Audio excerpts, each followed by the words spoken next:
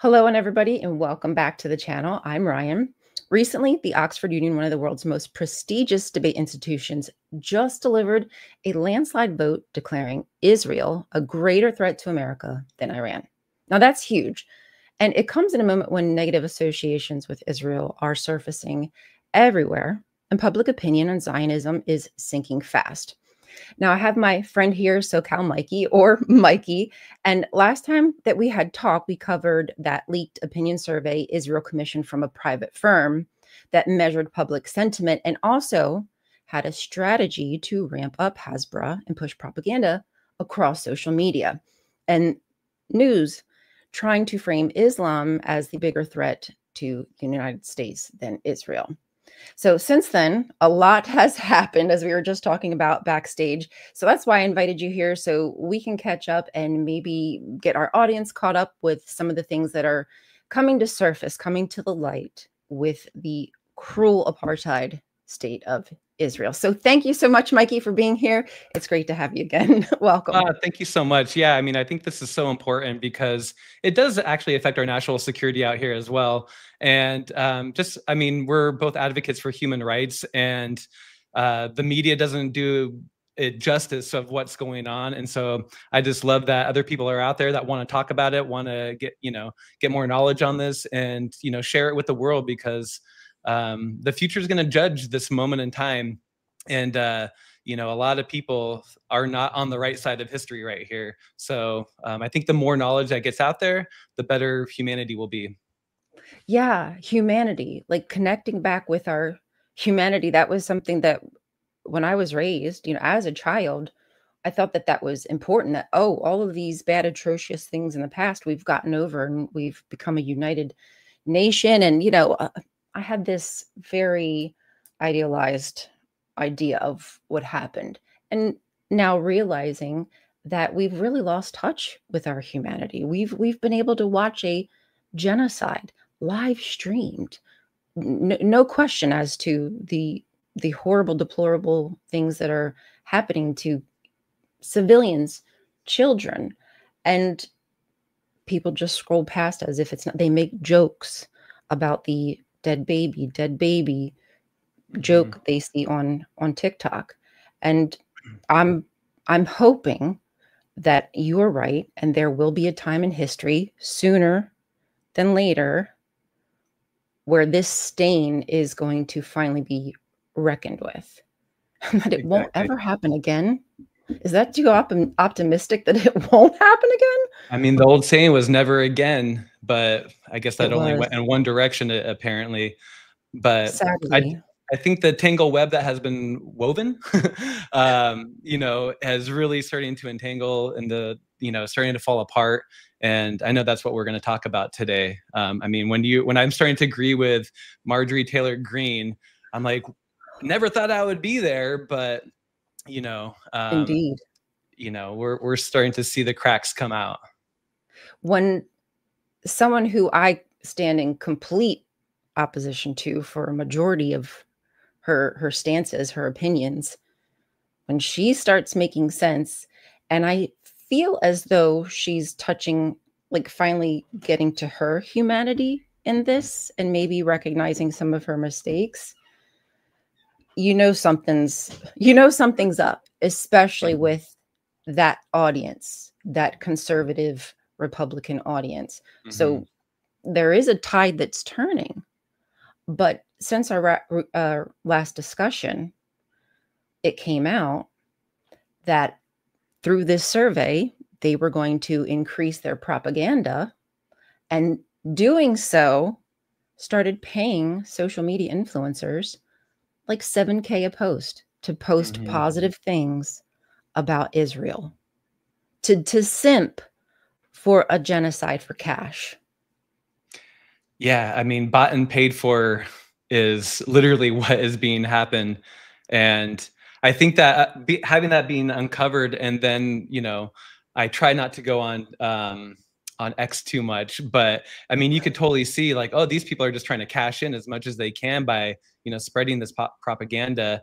And I don't think a lot of people are buying it anymore as much as they were in the past. So I think that, you know, those type of leaks are so important, just so that way people that may not be, you know, so, you know, diving into the news each and every day and just casually hear news stories on their local news channel are starting to, you know, get some of the trickling of some of these stories coming out. And I think we might talk about Epstein and those ties as well. And that has really made the news. And you're starting to see these things on over on Sunday, MTG again. She was on with Dana Bash, and Dana Bash really frustrates me. But when I guess Marjorie Taylor Greene posted something about AIPAC and the funding that has gone into some of the other representatives out there, and she was making the ties of, you know, maybe there's something being, you know, why the Epstein files aren't coming out. Maybe this other countries are influencing the likelihood of their release. And Dana Bash was like, "Oh, are you saying that? Are you saying Israel's behind the hiding of the Epstein kit?" It's like, you know, Occam's razor sometimes, you know, I think our critical thinking skills have really vanished. And yeah, so it does warm my heart that sometimes you know, a broken clock could be right twice a day, right? True. And so it's There's nice a to lot of see that. thought-stopping Yeah. cliches out there to stop you from critically, like, assessing the situation, it seems. Right. And yeah, MTG didn't just say like, yes, I am saying that Israel might be behind this. She kind of danced around it and said, I don't know, it could be other countries, you know. But and then Dana Bash said, oh, but you posted about AIPAC. And I mean, I think that just that one more step would have actually really put that, put a tie in it. If she would have said, yes, I do think that Israel is influencing it. I mean, Jeffrey Epstein has a picture of himself on a plane with an IDF t-shirt on. He's making deals for Israel with the IDF for, you know, selling surveillance equipment and different things like that. Yes, you know, when you see these things, we could objectively say there's a high probability that he was, you know, either Mossad himself or he was just some type of spy being paid by other countries to get dirt on people. It also leaked into the emails from the Epstein estate that you know, Trump himself was in Epstein's house for hours with one of the victims. And we do know the Epstein house, I forgot which news organization, but they showed a bunch of pictures where in every single room, there's a camera, there's, you know, microphones everywhere. It was a surveillance house. And so there's likely video out there that Epstein has with Trump and a victim. And so they have dirt on Trump. And this is probably why, in addition to Marianne Adelson and Sheldon Adelson's contributions to the Trump campaign, this is probably why every single thing Israel wants, they get it from Trump, because they likely have a vault with a number of different videos of Trump in it. And it's disgusting to think about that. You know, the president of the United States is compromised with such things, but it's not that surprising. I mean, you know, back during the Russian Gate hoax, we, you know, there is, you know, the stories about the golden showers and things like that. And it's like, yeah, I could probably see him, you know, doing something like that. So here we are. And that's really a sad state of affairs in America, where our president, we think that he's capable of doing those kinds of things. Mm-hmm. Now, we saw the light ahead of time. We knew this when he first ran, before he first ran, when he was thinking on the escalator. Yep. yeah, like it kind of hit us hard, like, oh my gosh, I can't believe that there's this entertainer who's going to be running, you know, who wants to run our country. Mm-hmm. And I just feel like he stayed in that entertainer gear, and he just has this audience around him of sycophants who protect him at all costs and feed him, I feel, likely a lot of misinformation, because he seems shocked sometimes.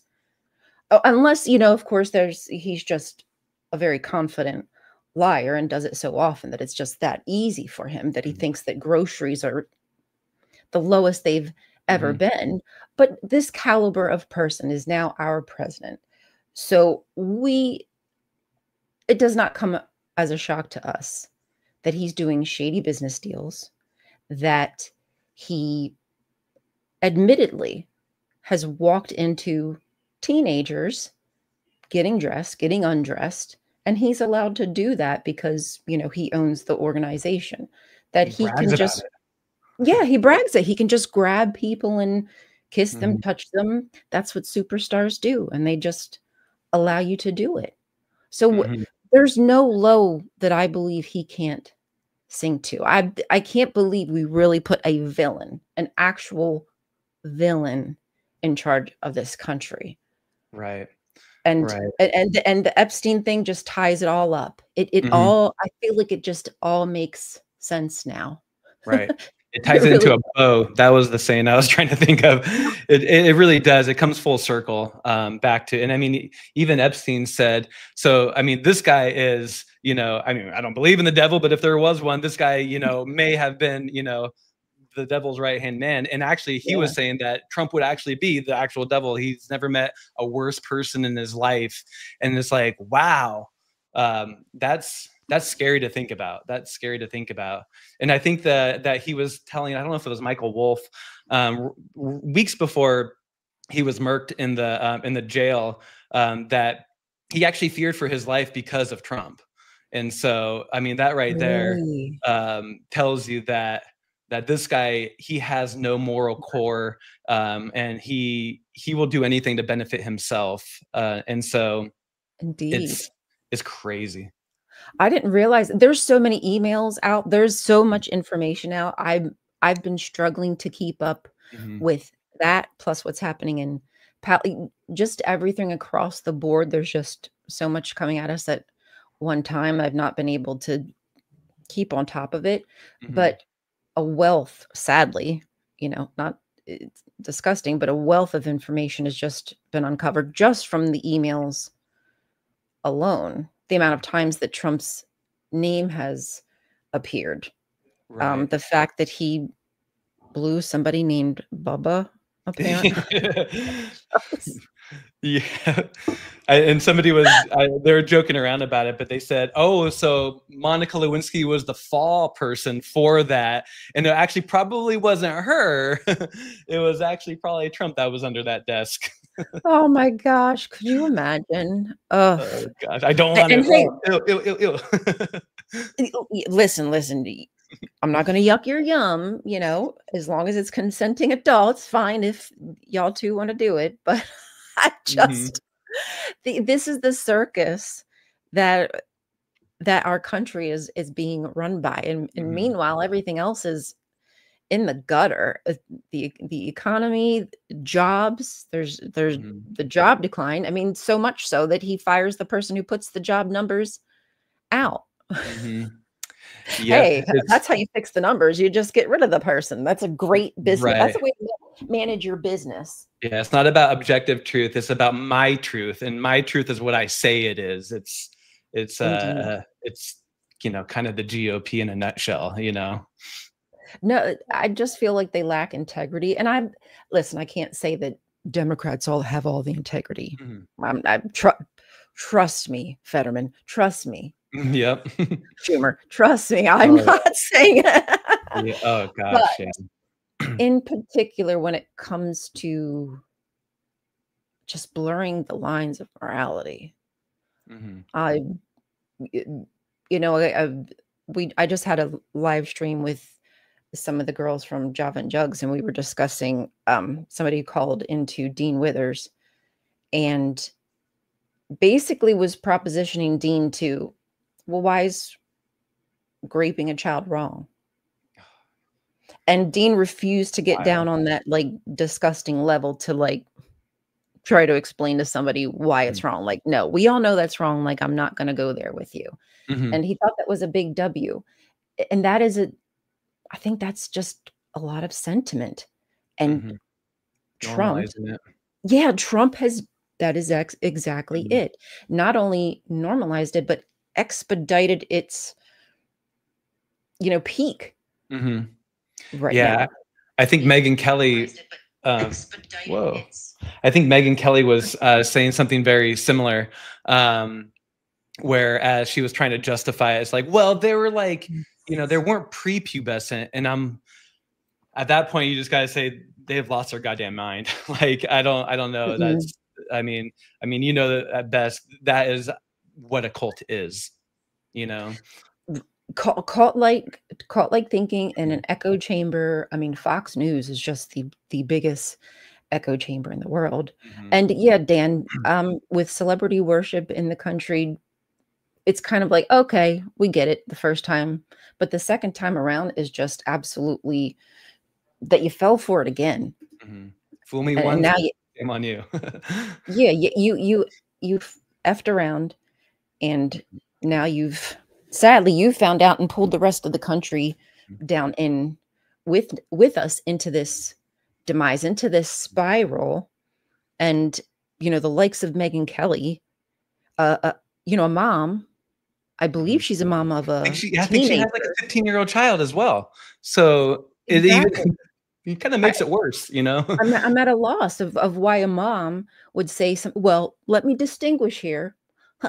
Let me put on my glasses, you guys. I'm going to distinguish the difference between a pedophile and a whatever, the pederast. I don't know the differences. I don't care. Yeah, exactly. I truly don't care. And then she was using the terms barely legal. And I was trying to say, like, barely legal would be 18.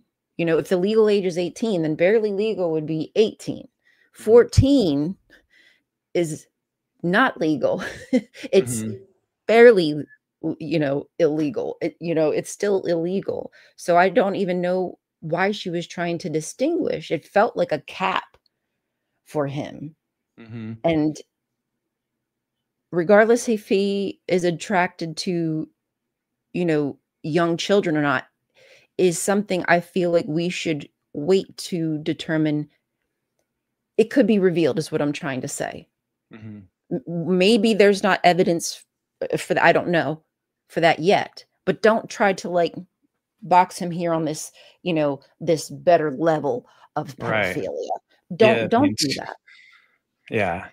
Yeah. One question that I have for you is I was wondering what you think about, with the Epstein files and the, everything going on with that. Did you feel that it's almost kind of like Steve Bannon's flood the zone, whereas now Israel is going to be like, oh, they're looking at this over here. So as we're continuing, so like within the last month, 260 Palestinians have been killed in Gaza, 90 of which are children, 1,500 buildings have been bulldozed. They've breached the ceasefire 107 times. Do you think that that's getting buried because we're looking at the shiny object over here? But that shiny object's also very important because there's victims involved that have been seeking justice for so long. And for me, I have a hard time balancing the two because I want to give justice and to the victims and making sure that their voice is being heard. But at the same time, what's going on with the West Bank is, crazy right now. Even, there's an American journalist out there that was running for his life as they were burning the olive groves and trying to, murk him. And he was just trying to get help from the US Embassy. And they were like, sorry, we can't help you. And so, I mean, do you kind of, I think we could walk gum. I think we could chew gum and walk at the same time. I can't talk. But, I also want to, and that's why I love having this stream with you, is because I think we can uncover both at the same time. But what do you think about the news media and what they're covering? I think that's multifaceted because number one, we know that coverage of Palestine has always been very slim. You don't really find it on the major media. And if you do, it's always got that slant of the Hamas war. It's always a negative slant towards Palestine. And I do think it's gotten better, but we've recently seen the sale of TikTok. And now they've changed their guidelines. It's going to be more difficult to have information out about Palestine, which was one of my top places to go, really, because there's people on the ground there reporting. I mean, get it from the people. And things with YouTube are changing. They've taken down a lot of Palestinian videos that had documentaries and coverage of, what was happening in Palestine. And as you said, with the increasing attacks in the West Bank, and there's, again, little coverage to that, I wonder, okay, is this shiny new object shading that, shadowing that? Or will that maybe to some extent kind of pull it up out of the gutter as we see the connections between that illegal, evil state with this dark organization? Are they a dark organization? Actually, Mossad, I'm not. Maybe I should shut up about that. With this organization within the Israeli government, Yeah. a lot of secret things happening there. Sure. Tying to Epstein, tied to Trump, tied to, these deals in Russia, being brokered. Maybe that will be the string that keeps Palestine on the forefront to some extent, even though it might not be, precedent as it should be. Our attention span here is just so short. We care because we're compassionate and we can't take our eyes off. And so many of us, I think there's a lot of public opinion has changed about that. And I don't think that we'll let that die. So maybe this isn't such a bad thing. Maybe it will. Maybe I, again, am being too hopeful. Yeah. I mean, it doesn't get enough coverage, and it never has. I just don't know how much that will change, unfortunately. Right. And it's kind of wild too with, MAGA's civil war going on, because you have half of the faction of the Nick Fuentes and the Groypers. They're right for the wrong reason, right? So they're bringing light to what's going on there, but they're also doing it for the wrong reasons because, they're Nazis. So it's kind of like, I'm not saying that they're wrong, but don't go and don't become a Groyper because they're advocating for Palestinian rights, because they don't like them either, No. And so, yeah, I find it that we are just in such a wild timeline right now. The worst one. Yeah, exactly. I want to choose a different one. Can we go to Earth 2, please? What's going on over there? Oh my gosh. I'd happily go. No, I wouldn't leave y'all behind. Thank you. We need you. But it is kind of wild to watch the fractions, to watch this huge fissure, this split in MAGA with what happened to who, and even the way his wife or whatever, Erica, has now kind of. I mean, I'm sorry. This poor widow, this warrior widow, has now taken over and leading the charge of just sanctifying Charlie. And meanwhile, maybe even thankfully, you have Candace Owens really hounding on there's a connection here between, again, Israel and and again, a lot of these things alleged are to be revealed, but people aren't letting go. As much as we don't let go of things, when it's coming to all the connections to Epstein, we've almost found something in this country we can unite over. And I think that across the globe, unilaterally, a majority of people want to freaking know what is up. Right. I just don't think that it can be denied that all arrows point to this one place. And I don't want to make it some huge conspiracy, but the fact of the matter is there's people there from all across the world. So yeah, it's about a vast different kind of people, but with a common evil goal. Right. Yeah. I mean, just got to follow the evidence. And as the evidence is being uncovered, that's why I always take that theory of parsimony into it and say what's the, most likelihood that they are, kind of behind a lot of this based on the least amount of assumptions. And, we're getting pretty close to where it is. So we'll see what happens. I think that today they were doing the vote to in the House, and after Trump's turn a face on over the weekend, I heard that it's going to probably have a veto a super majority, so that way that he wouldn't even be able to veto. I don't think he would. I mean, that would just actually, I don't know. He's done so many things but hopefully the Senate will take it up and But then he did the whole thing with launching the investigation to the Democrats, Clinton and all the other people, in order to, when they want to release a document, say, oh, we have an open investigation now, so we can't release all of the documents. And they're going to continue to try to probably take that avenue to withhold the release of the complete file. They have so much work to do to get his name out of it, because he's probably on every single page. This is my only conclusion to that. Honestly, it's wild.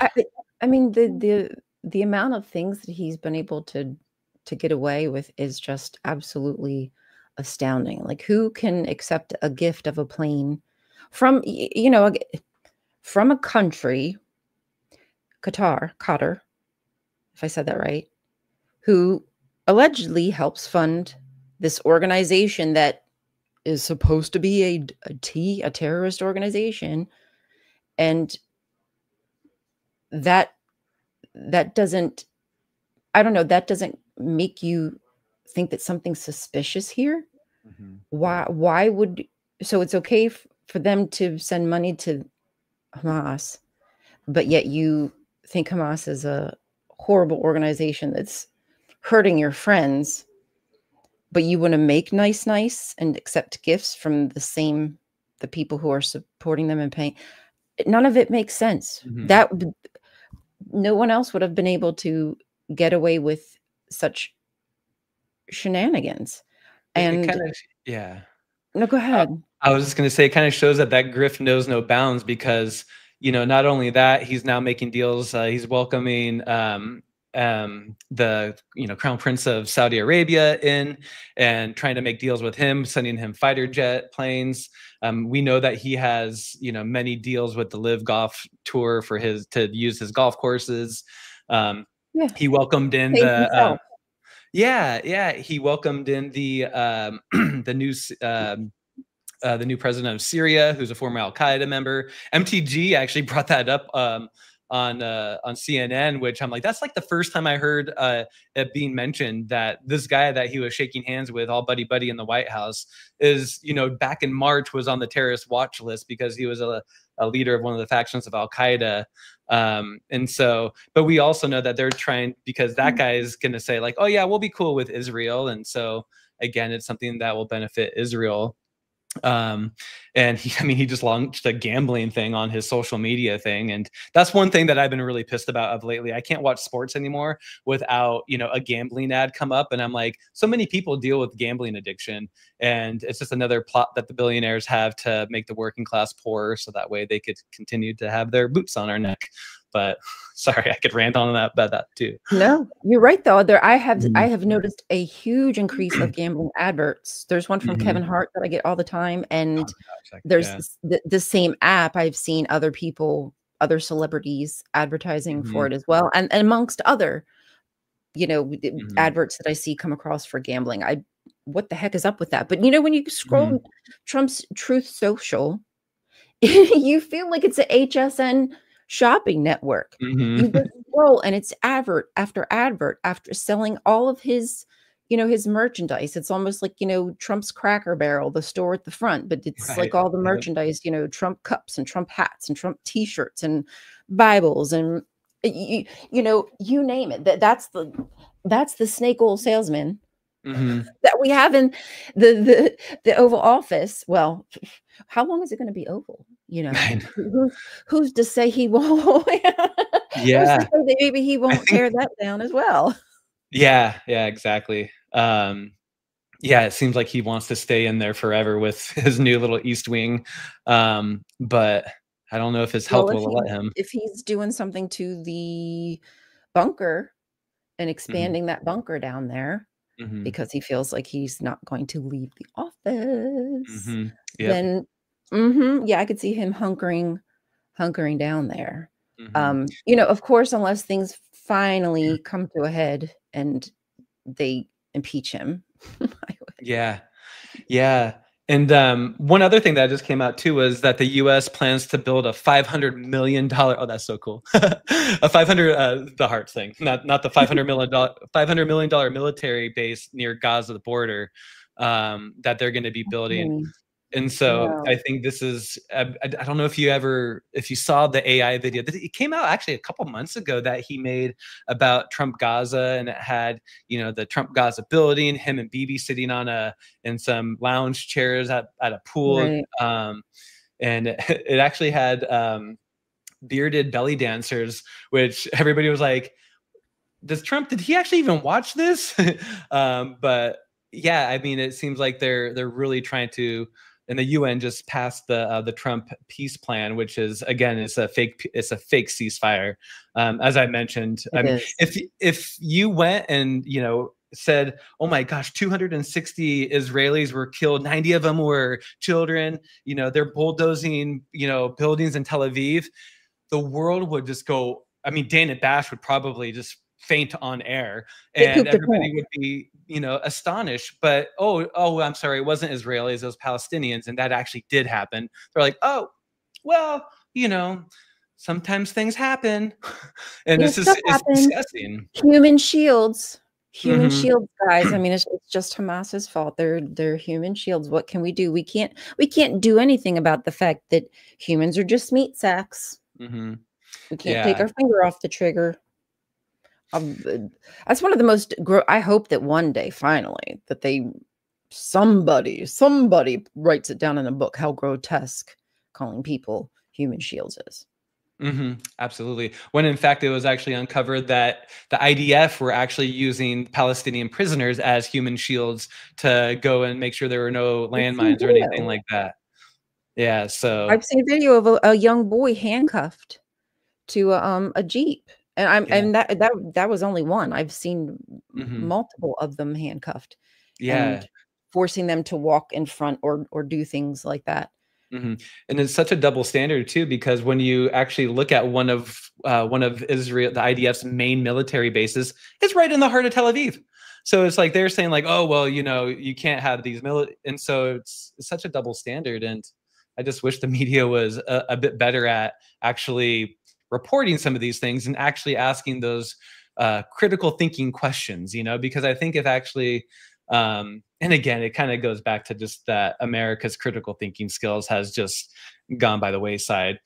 That's why I love that we have such a good atheist community out there that is really trying to get people to think critically about things and, ask questions politically. I know I'm a big fan of The Line, Jimmy Snow. Oh my gosh, that guy just and I think earlier this year he launched a part of The Line that is more political based, and he'll encourage MAGA callers. Oh, it's fantastic. And so I mean, this is what we need, is to generalize those critical thinking skills, not just to question, religion, but to question some of these political folks out there, because it's really easy to dissect some of their arguments. They're really terrible and lazy, and they just terrible. Exactly, yeah, and that's why Trump loves the poorly uneducated, because they don't actually ask those questions and and think about those things. So, oh my gosh, that's so funny. And I saw a breakdown. I saw a breakdown recently. Harry, maybe innocent, I don't know, but he does some kind of news thing, and I'm pretty sure it was him. But they broke it down, like the people who like Trump and who dislike Trump versus their education, and you could see that people who were more educated didn't like Trump. It was like that's not a fake thing. The people who are less educated, less literate, especially media literate, they just say, oh, whatever CNN says is truth. Whatever Fox News says is truth. Of course. And that's why I think they have an assault against the higher educate, or just college in general, saying that all the colleges are woke. Let's dismantle the Department of Education. Really trying to, making them sign contracts that they will not allow things like protests against Israel. Like they can't BDS Israel. So they'll withhold their funding. Did they do that to Harvard? Was it? I think they did it. Yeah, they did it out there. They were trying to do it out here at UCLA. I don't recall if UCLA capitulated to that one, but yeah. Oh yes, our media is really letting everybody down. Yeah, they really have let everybody down. It's not the integral news of of yesteryear. I mean, not saying they were perfect whatsoever, but I do believe that they were real journalists who wanted to deliver the truth versus a slant. And I think, speaking of journalists, the international journalists, that this is one thing that I try not to watch Piers Morgan too much, but this is one thing that anytime he would have, I know he's a little but he would always, anytime some Zionist would come on, he would say, like, well, let the international journalists, the war correspondents, go into Gaza to report on what's going on. And so they would always say, like, oh, it's too dangerous. So, like, well, that's what war correspondents do. They've always been able to go in there. They have their, their protocols to try to, stay protected. But again, they're just trying to, make everything that's going on there in the dark. So one of the things that I saw that's going on is that the flow of aid is not necessarily being blocked right now, but the foreign aid is going to commercial trucks, who then in turn charge arm and a leg for these basic needs, medication, baby formula, all that. And the Palestinians out there, they can't, I mean, their olive groves have been burnt down, that was in the West Bank, but in Gaza, all the 1,500 buildings that are being demolished, they can't make a living out there because of all of the stuff that's been going on. So even though there is, the aid is still incredibly low in terms of what the need is, but even if there is access to some aid, they can't afford it. And so it's just another way that they could continue the starvation tactics, but then say, like, oh, well, we have trucks going in. Meanwhile, there's no journalists out there to report. Middle East Eye is a really good source that I get some of my information from when it comes to things like this. And this information that I just was speaking of was reported to an activist that is actually in Gaza reporting some of these things. She's saying the bombings are still going on. But this was one of the things when they were asking about, what about the aid? What's the aid situation out there? And this is what she's reporting. So I think it's still just a complete travesty, but I'm glad we're talking about it. Same. Well, I know that the aid is trickling in where it normally, like, to sustain Palestine, like on a normal basis, I believe it was, is it 500 trucks a day? Something like that? Yeah, just for, I believe. So let's just pretend that's the number. And if they're letting 15 trucks in, I mean, that's still, you're still starving a population, which they on their national television, in their Knesset, they talk about wanting to starve the Palestinians. They want that, even when they're hostage, they're prisoners or whatever of war were there, and that could kill them. They continued to bomb. They continued to not let food in, and this is just a continuation. There was never a ceasefire in place. They're bombing Syria. They're bombing Lebanon. They're all over Gaza, like across the board. They're attacking. So the fact that they're gonna build a military base, man, that's not good news. I'm so disappointed in that. I'm not surprised whatsoever. Trump and Netanyahu and what's the UK guy, Starmer? Oh yeah, I think Piers Starmer has all his all their greedy little grubby little mitts are all over this. They're just going to be making business. This is just another opportunity to make business deals. It's the colonialization that America has been, doing for centuries, unfortunately. But yeah, I mean, like 31 UN resolutions, Israel has violated 31 UN resolutions, over 100 General Assembly resolutions. And this was actually the justification that we had to go take out Saddam Hussein, was because he was breaking these resolutions. But when Israel does it, what are you going to do? I mean, I get a lot of donations from them. So we'll just, that's why I think if we could get money out of politics, that would be a decent start. If they weren't just relying on these on these donations to keep them in office. Yeah, absolutely.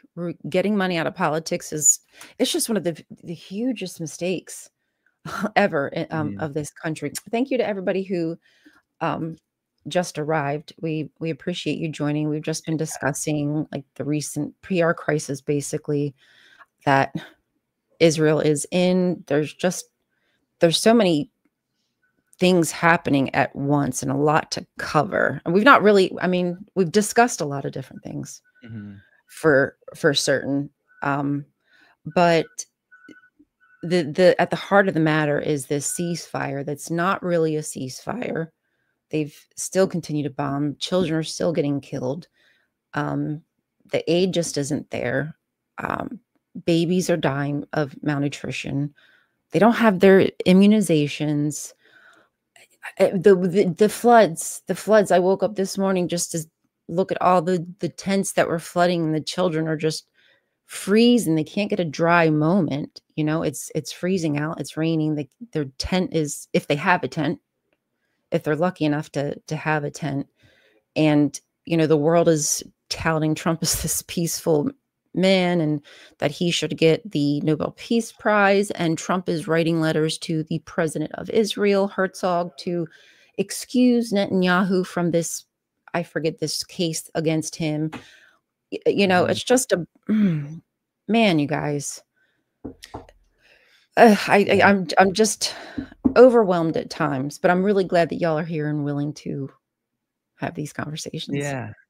And yeah, I think, Steve Bannon, um, the disgusting guy he is, but his whole philosophy of flood the zone is really, I mean, we have the ICE Gestapo, terrorizing, American streets. We have civilian fishermen in the Caribbean and some in the Oh Pacific my being gosh. bombed. Um, the person that did win the Nobel Peace Prize is trying to be a puppet for President Trump because she wants to take over Venezuela after we do the coup over Ugh. there, and yeah, it's just wild. I mean, that's just a few of the things, but I think continuing to focus on what's going on in Gaza and the West Bank because we see that they really want to colonialize that. But also what's going on in Sudan now is just that's been Oh, blowing up as no one well. talks about Sudan, man. No Hmm. one no one talks isn't that where the R is that where the RSF are?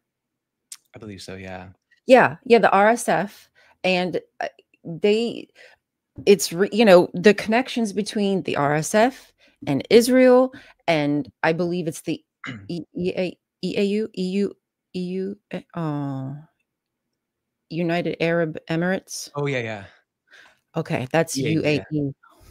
I apologize, you guys. I got there. I got there. Please, please. But there's so many connections between these rich elite folks Hmm. and the atrocities around the globe, around the world. These munitions manufacturers and the people in Trump's cabinet and whatnot that have their little grubby mitts in it too. I we have to get money out of politics. We have Hmm. to keep an eye on their investments, Yeah. the gifts And they're receiving. They're paid off. oh yeah, and that's I think one of the big reasons why Trump wanted to bail out Argentina because you have these anarcho-capitalist scumbags, robber barons, like the likes of Peter Thiel and all of them, all of those a-holes. They were Oh, heavily invested in Argentina because they thought that the president out there had this wonderful economic plan for them, and he basically bankrupted them and got one bailout, and then wasted that, and then went crawling to Trump and got that other bailout, which really pissed off the farmers, oh with good yeah. reason. Um, so I heard that there have been some that have left this earth. mm, Like it was that serious for them. They were just losing money hand over fist, and there was nothing that they could do. mm, Um, I mean, that's I don't. Yeah, you effed around and you found out, but I don't wish that right, kind of situation for anybody. I yeah, really don't. yeah. Because that affects his whole. I mean, that's just it's Hmm. just sad. That's where we're at. Yeah. It's, That's then we great. have people like us. It's like, yeah, I really don't like you, borderline hate you, but I still think you should get healthcare. I don't want you to, I still think you should, have affordable housing and, be able to make a living and keep your dignity, even though I don't like you. Right. Yeah, it's wild. But yeah, with regards to, I hear they're trying to continue to ethnically cleanse Gaza, by, even like trying to ship some of them out of Gaza. But meanwhile, the Yeah. 15,000 people that are waiting medical evacuations, they're not they're not taking them out of Gaza. They're leaving them there. And so it just shows you that the lack of just empathy and the lack of humanity, and only thinking of themselves. I mean, you could look at what Smotrich has said, Ben Gvir has said. They all are actually telling you their plan to the Israeli media, but yet our media out here won't actually repeat what those folks have said. No. And it just tells you that, some of the, the CNNs, the MS Nows, even Fox News, they're also, receiving probably paychecks, and they're also bought and paid for. And if they don't, speak the truth, they're going to probably lose funding, because it's certainly not the ratings that are keeping them afloat. Oh, goodness gracious, right? Well, you know, so what can we do? I think one of the biggest things that we can do is do our best to hold these people in media accountable. Number one, we need to make sure that we're BDSing to the best of our ability. And I understand that it's not always possible, but our money it's the biggest thing that we have. It's the biggest wallop that we have, the biggest bargaining chip that we as a people have. And, we've watched businesses come to their knees over fracking Jimmy Kimmel. Mm-hmm. I mean, like, Mm-hmm. if that does not clearly tell you the power of the people, of their money, when, we choose to work together, what we can do, which is, why they intentionally are using media against us. But, look into BDS, friends, folks, support businesses who support, Palestine, and don't support businesses who have production in illegal occupied territory. There's so many over there that operate on land that's not theirs, profiting off of land that's not theirs. And maybe we'll see this come to a head quicker. So, I don't think that I don't think in any way that there's all hope lost. I just feel that it's horrible at what, Palestinians are losing. Everything's demolished. There's like 10% maybe of structures or something, Yeah. Something ridiculous like that. The amount of asbestos and, contamination that's going to be in the water from the chemicals that they've released, war crimes, Mm-hmm. a Yeah. lot of war crimes. So, and I don't get that when, you yourself, in Israel, you want to take that land for yourself. What would even possess you to pollute it so horribly? Like Right. none of this just, I don't know. I guess sometimes I'm just so baffled. None of it makes sense to me. But Yeah. The hate seems to blind them at times, or all the time. But yeah, yeah, I think definitely. out here, making sure that we're only voting for, Congress people that, stand for human rights and actually mean it. And, making sure that, I think at a bare minimum, everybody that on the Democratic side should, condemn what's going on in Israel, demanding Medicare for all, just the basics for human rights, right? I think reading material that that maybe makes you feel uncomfortable, or that you just not uncomfortable, but that you're just not familiar with. Mm, Like for myself, I grew up with, white privilege and everything like that. And so I didn't know much about Malcolm X. And so, I went and read his book, and doing things that, will actually broaden your horizon. Salman Rushdie, I've read one of his books, because I didn't know much, about the Muslim world and different things like that. So the Satanic Verses, what is the book that I read of his. I think just trying to broaden your horizons, really get into other people's perspective, especially if they live thousands of miles away and you're just not familiar with that culture. This is kind of what got me, so passionate about, the Palestinian fight for their human rights. Was I mentioned it during our last stream that we had, my daughter had a cultural art fair or cultural fair at the school. And, my kids are half Filipino, and so we were representing the Philippines. Another booth that I saw being set up was, for Palestine, and I went over. I'm like, heck yeah, man, that's so cool, that you're doing this. And then I saw, like 5 minutes before it started, the principal was talking with the family that was representing Palestine, and I could just look at the face of the dad. That he was just completely disappointed. And so I went up and I'm like, you're not kicking them out, right? And they're getting threats. And so the family was getting threats that a bunch of, Zionists were going to come up, and who knows? And there was one dude that was there that was just irate. He was yelling. And so, I ended up staying there and because they wanted to leave because his kid was there. He didn't want his kid to be in danger, but I made sure that they left all of their stuff there in order to, to represent the Palestinian people. They made this awesome bread that I could not for the life of me pronounce. But, and then I developed a great friendship with that family. And, and they were able to have their booth stay up the whole time. And it just really got me to thinking about, for one, I need to really educate myself on, the history of, of the Palestinian people. But also, I mean, things like that, just making sure that we don't capitulate just because it might not be, and just so that way we want to make sure that we're not, staying silent in the face of this oppression, whether that be, just speaking up at a cultural art fair or, whatnot. And sometimes it has to get a little uncomfortable to make some, positive change.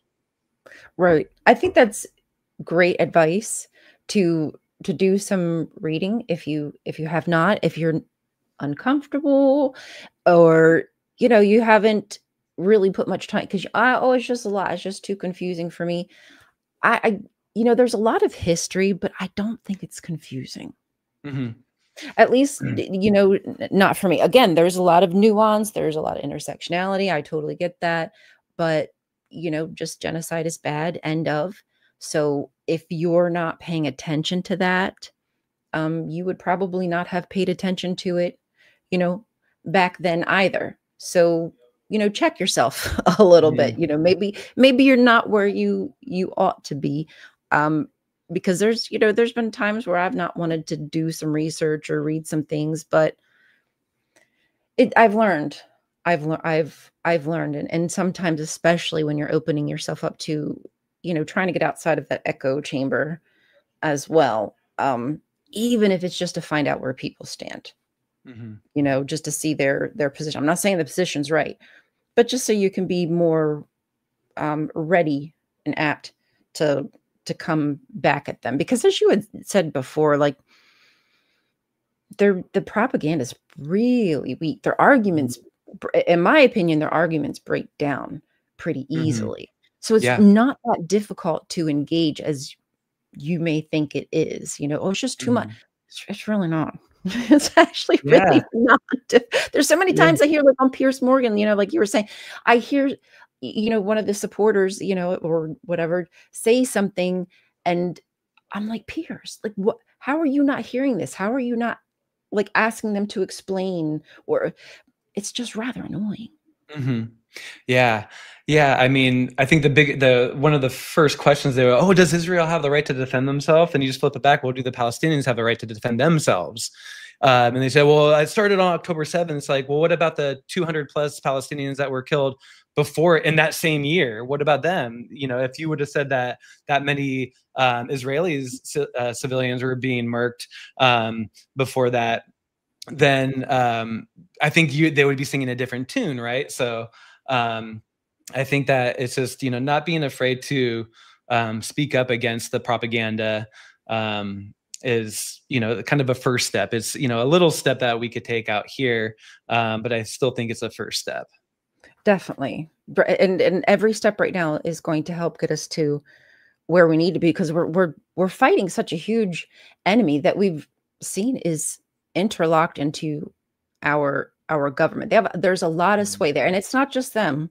There's there's a lot of forces, I think, in media, which holds a lot of, opinion and sway here in the country, but within our government as well. We have people who are getting paid through PACs. We have people who are getting paid through money that we don't even know, which I believe is illegal to be paying social media influence for propaganda posts. So now is the time more than ever to make sure that we're aware of what the future is looking like if we don't get a handle on it. Yeah. And I don't think it's going to get easier as well with Palantir and their surveillance company. Peter Thiel's, I think, is a part of that. And then Trump just making Antifa a international organization. And that will help him be able to go after American citizens. And so I think, continuing to stay strong, fight for just human rights, Yeah, and Fern, I love that you say this, because sometimes we get a little pushback about like the Great White Hope or something of that nature.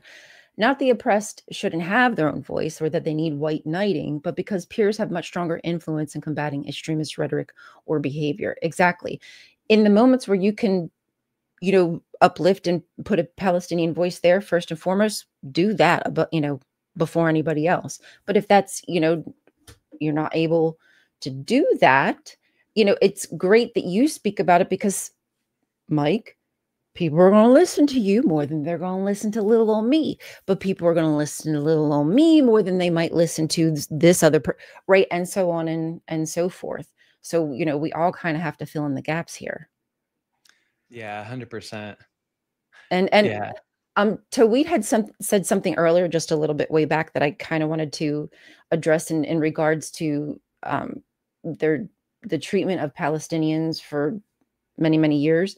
And there's Christian Palestinians. It's not just Muslim Palestinians. There's other, different religious folk there. And, when they tried to spin this into, an Islam thing, which is, what they intend to do. They intend to ramp up the propaganda against Islam.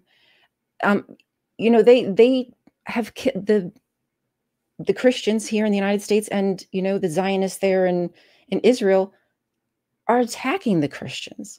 They don't care. They don't distinguish. They just want the land. I mean, end of the day, they don't like the people who are on that land because it belongs to them. End of. I mean, there's nothing, more that I can say about that. Ben Gvir actually said that. He said he publicly called for Gaza to be emptied and talked of resettling territory with Israelis. So, yeah, I heard that. If you really want to know what they think, listen to what they say to their media in Hebrew, and then when you translate it, you're like, oh. And so, but they just know that it won't be translated and broadcast in, American media.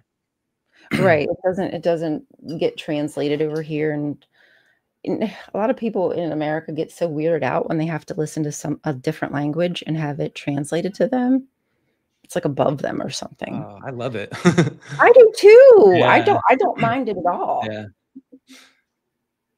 I don't know what the big deal is. My kids are learning Tagalog right now, which is really fun. Oh, that's amazing. Yeah. That's what's spoken in the Philippines. Philippines. My gosh. Yeah. It was right there on the tip of my tongue. My wife's how parents. How are your kids with this? Like, how are your kids handling like what they're seeing? Yeah, and so, I do talk to them about this because I want them to know, because where we live, we have a lot of Jewish folks that live over here as well. Some of her good friends, will wear the Star of David, and I got my flying spaghetti monster necklace on today. But but and I just let them know that it's really tricky, especially for kids, because I say, if they bring it up, you could always talk with them about it, get their perspective. Because I think always making sure, you could steel man their argument. I don't tell her to go and debate them, but she just turned 11. But Right, right. Oh, she is aware, of starting to become aware about faiths, and different things like that. And so I say, don't ever be ashamed of what your true convictions are. But also, you don't have to try to get in a fight over something like that, because just make sure their perspective, and then say, okay. But I don't think they're really talking about the war crimes and different things like that. I just think for her, it's like, oh, my friends are Jewish, they go to temple or whatnot. And then yeah, so, but yeah, we had an earlier discussion about religion, because my wife and I had some differing opinions about Catholic school, and without telling me, my daughter got put into Sunday school, and oh, that was really that was a difficult time, but just communicating and just being honest and whatnot. And then my daughter said, Dad, why don't you like me going to Sunday school? And I took her book and I opened it up and I said, see right here, it says I can make you my slave. And and it actually said it in the kids version of the it was like a workbook type of thing, but it did have okay. the whole Bible in it. And I pointed some of the things out, and I'm like, I'm just not a big fan of that. I don't think anybody should be owned as property. And and so we were able to, I boycotted the first communion, and then after that, that was the end of it. And then my wife said, okay, we won't send our son to Sunday school. And so we had a happy Oh, ending to that. So wow. I think I might have got the W on that one, but I think that's yeah, a W, Dad. I yeah, definitely yeah, think that's a W. Good for you. yeah. And I mean, if y'all decided to keep her in, I mean, that's, that's on you. And as you said, and I've said, there's nothing wrong with understanding, trying to get to the heart of somebody else's position, if not Mhm. only so you can, steel man their argument if Yeah. necessary, and maybe shed some light onto, maybe their terrible position on a Mhm. topic, Yeah. Yeah, you'll never be able to win an argument if you don't know the other person's, argument. Mhm. And so, yeah, I Yeah, find that as important. much as we might think like things are black and white, we've got to get to people's level to some extent, except for like whenever they cap for harming a child, like that guy on Dean and Wicker. Exactly. We're not going to go. We're not going to go low with you. We're going to Right. stay the high ground there. Yeah, Um, I think one of my favorite, like, when Mehdi Hassan went on the Jubilee, and then and then the guy said, I forgot how the whole argument went, but basically Mehdi's like, "Oh, you're a fascist." I don't debate fascist. And he was just kind of like, I mean, you're a fascist. What are you gonna, what do you want me to say? And the and guy he kind seemed of just rather like went, proud.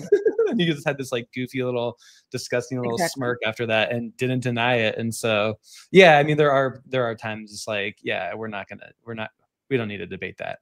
There's no reason to, because, yeah. Hmm. Well, and again, there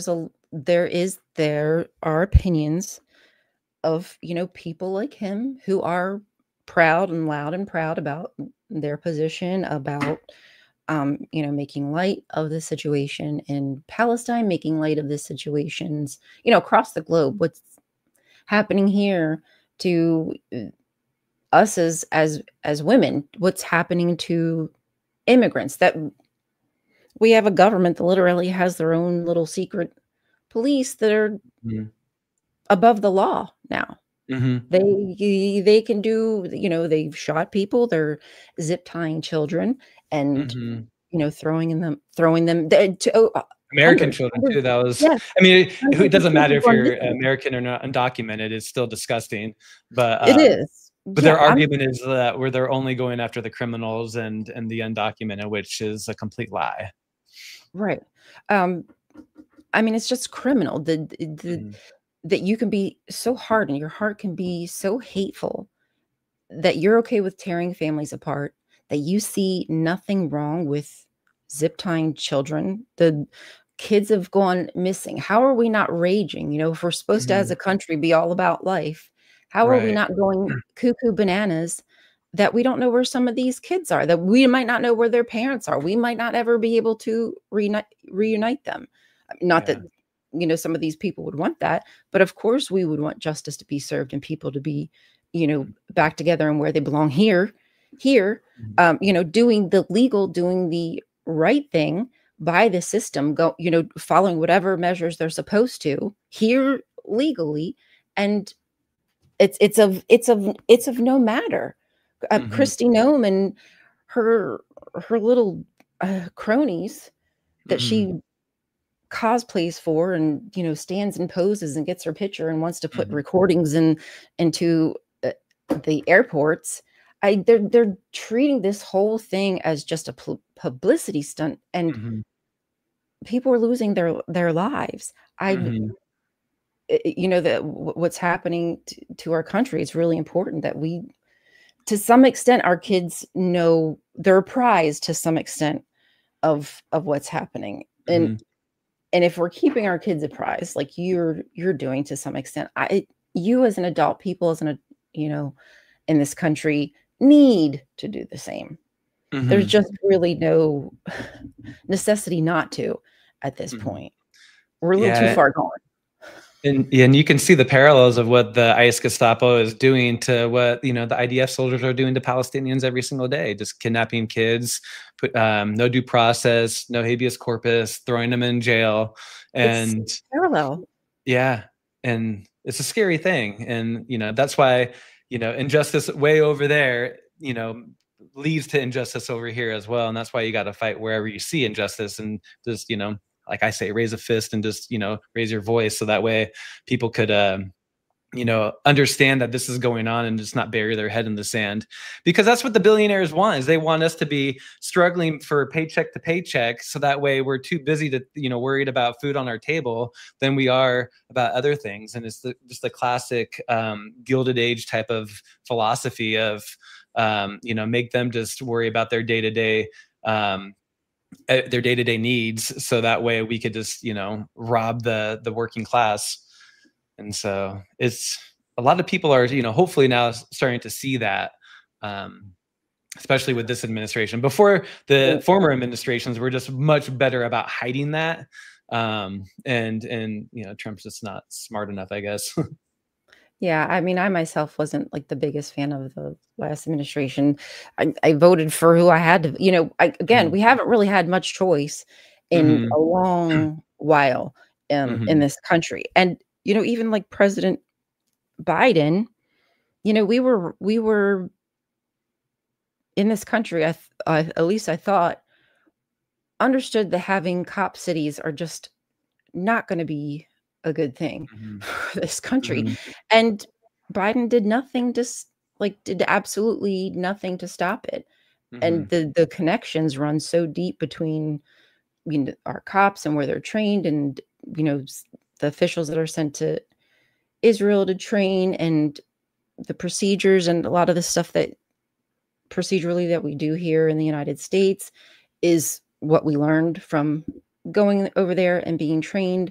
So we're really entangled, and I don't mind supporting any country. I want to be friends with all countries. I ain't gonna lie. I would love it if we could be friendly with all countries and have better trades and yada, yada, yada.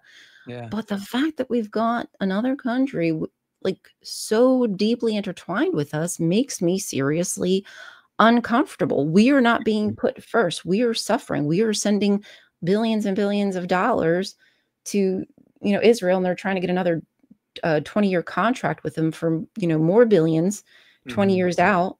So that way they can continue this colonial project and destroy and then rebuild in their name and their image.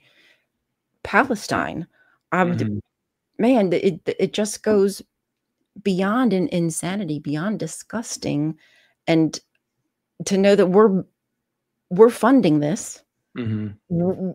We're not starving, maybe some, or I'm not, but some people here are starving. They're losing their funding, their SNAP benefits, their Medicaid, etc.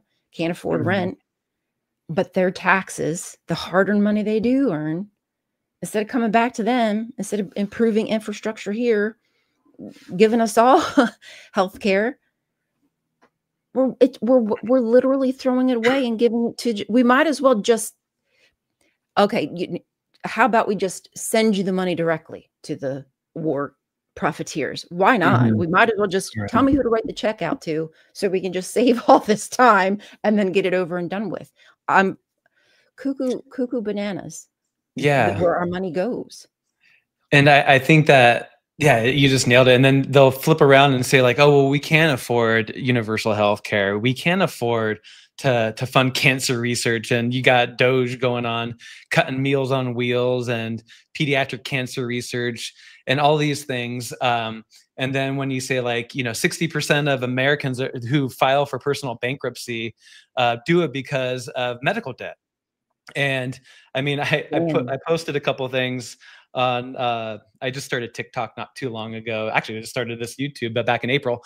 But I posted that my daughter broke her leg, and we have great health insurance. The ambulance that came to pick us up was out of network. AMR is not apparently in network with Cigna, and they charged us $3,000. No, that was $2,500.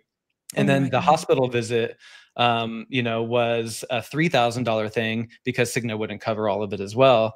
And you say like, well, if us as Americans, if 60% of people that are, filing for personal bankruptcy had their Medicare, their medical debt just wiped clean, how much better would the economy be? We would have so much more in our paychecks. I think it would really make the economy much more booming than, or what do you say? Our economy is hot. Our economy would be hot. It's so hot. But I mean, just things like that. Free college, but they don't want an educated population because they want to distract us by fighting each other, so that way they can loot the treasury. That's why I think that you ask the question, you should ask the question to people like, hey, now that we got our trans homies out of the military, and we're making it, Texas is trying to make it illegal for you to have your gender identity on your license, a driver's license. Now that we've rounded up all the immigrants and we're taking them out, how is your life better? And it's not, right? It's not better at all. And so that's where you could really just show the people, it's like, it's not our immigrants friends, it's not our trans homies, it's the billionaires that are the ones that are actually screwing us over. So those are the ones that you should hate, and come together as everybody, the working class could come together, and we could really make this country great, because all humans deserve the dignity of just being able to have affordable housing, food on the table, and the dignity of a job. And is that so much to ask for? It really isn't. I think most Americans, they want to work, they want a job they can be proud of, and some want to have a family. They want to be able to retire. Like it's just like the American dream has a few steps. And we've got people who are now in their 30s, 40s, who've not even accomplished one of those steps. Whereas before, but years ago, you would have families who were, in their 20s, who'd have a house, who'd have a car, who would, I mean, they might not be rich by any means, but they worked their 40 hours, they raised their kids, and they had a comfortable life. You can work 2 jobs nowadays and still be living paycheck to paycheck and robbing from, one place just to pay another, and, hope that they won't cross, that checks, the check's in the mail. Don't worry about it. There are so many other ways that we could inject money back into our economy, but instead we're fleecing Americans by raising these tariffs that we're paying for, and that money's going to benefit who? Oh, great. That's great that tons of money's coming into this country because of, okay, who is it? Where is it going? We're going to pay off our debt to whom? Who do we owe this debt to? Like, where is this money going? And giving everybody $2,000, it's piss. It's $2,000 does not go anywhere nowadays. Right. You probably it won't cover an ambulance. Car. Yeah, it won't. Even, oh my gosh! And in your situation, it won't even cover the ambulance ride to the hospital. My goodness, it's nothing. Yeah. Oh man. Yeah, and it's when a lot of the people were saying like, oh, those people getting SNAP benefits, they just they're just sitting at home and they're and playing video games all day. It's like, I forget what the stat is, but the majority of the people on SNAP have a full-time job, but it just doesn't cover the bills anymore. And then you have assholes like Kevin O'Leary going out saying, I just flew back into to New York. My ride to my hotel wasn't free. My hotel wasn't free. And I thought Zoran said everything's going to be free. And it's like, oh, what a douche. Sure, dude. Exactly. Yeah, he's just a rich freaking POS. Why would you even want your ish free? Like, yeah. The fact that you were even making that as a joke when you're rich beyond belief. And he had the smuggest face when he was saying it too. I've never been in a fight. I've never punched anybody, but he has a very punchable face. He does have a punchable face. He absolutely. Isn't he Mr. Wonderful or something like that? He's the Shark Tank dude. I think he might be. I particularly don't care. I can't believe I watched that show at one point. I wanted to draw attention to what Theo said about not respecting the Geneva. No, we don't respect the Geneva conventions. We don't respect the UN. Not that the UN is even that freaking great with their whole peace plan. Anyhow, we don't respect the ICC. We don't respect international law. According to international law, Israel is an apartheid state, and Palestinians have a right to defend themselves. End of.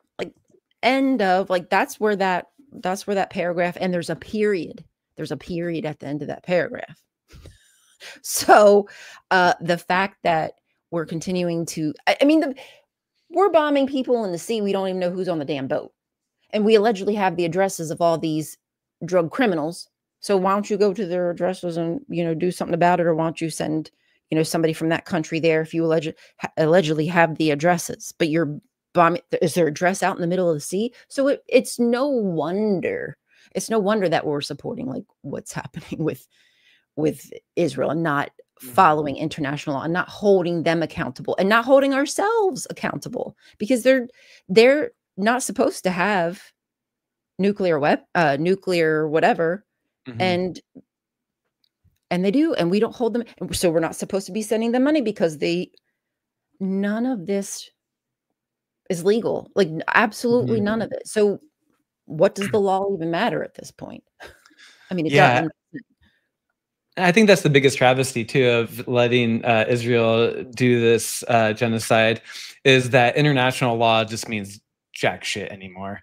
It's the next time somebody wants to do some horrendous thing like this, they're going to be like, and it's kind of funny because I think what George W. Bush did, and what we get that thrown, the U.S. gets that thrown back in their face all the time. It's like, well, you guys, did that to Iraq. You guys, Obama just droned the crap out of, all these, civilians. And it's like, yeah, we don't have much of a moral high ground to stand on. And so, yeah. And now what's going on with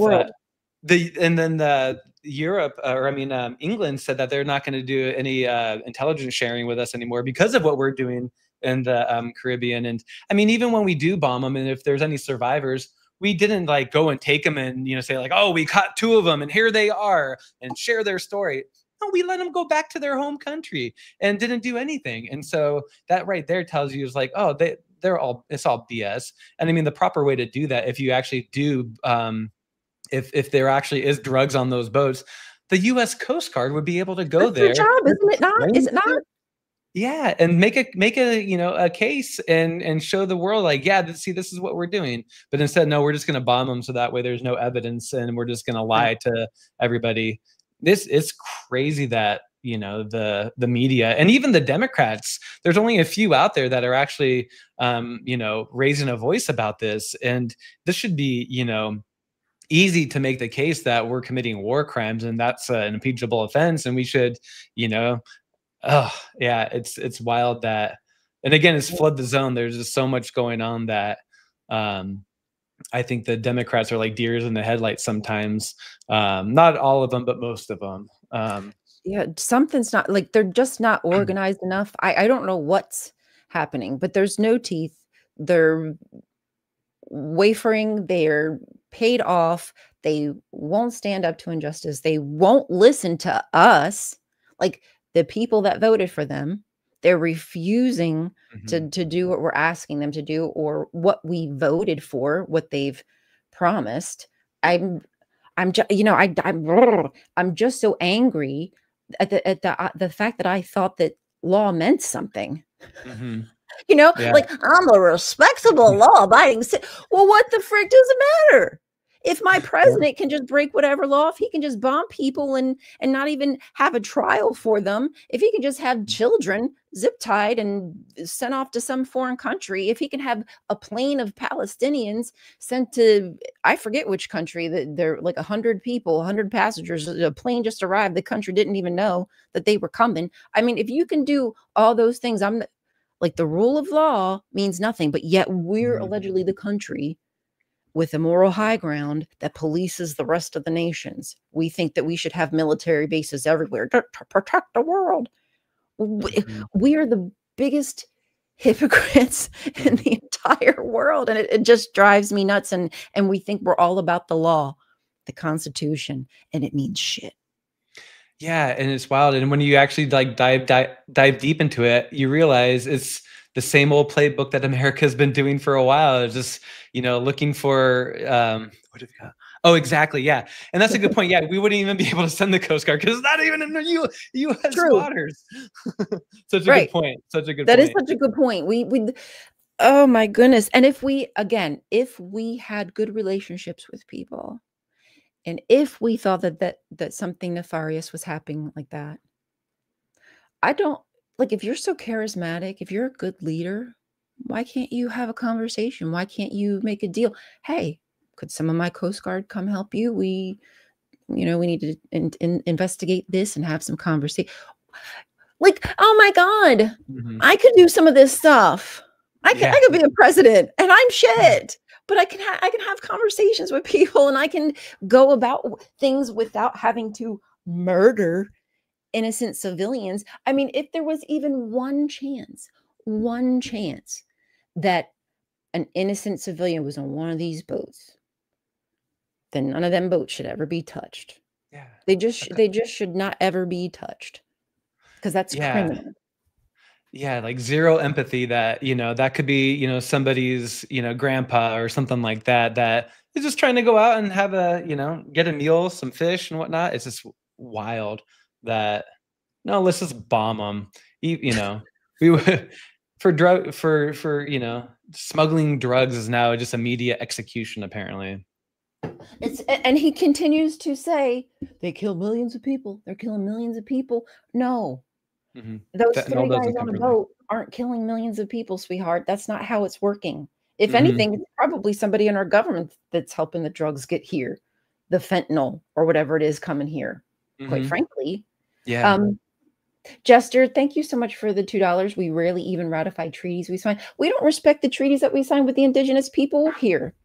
We're constantly like the oil pipelines, and wherever the oil pipelines are, there's always missing and murdered indigenous people. Every single time, every location, everywhere they go, people know that indigenous people go missing. And it's the same way in Canada too. It's everywhere. Anytime there's pipelines, it's almost as if part of the job is to kidnap, harm indigenous people.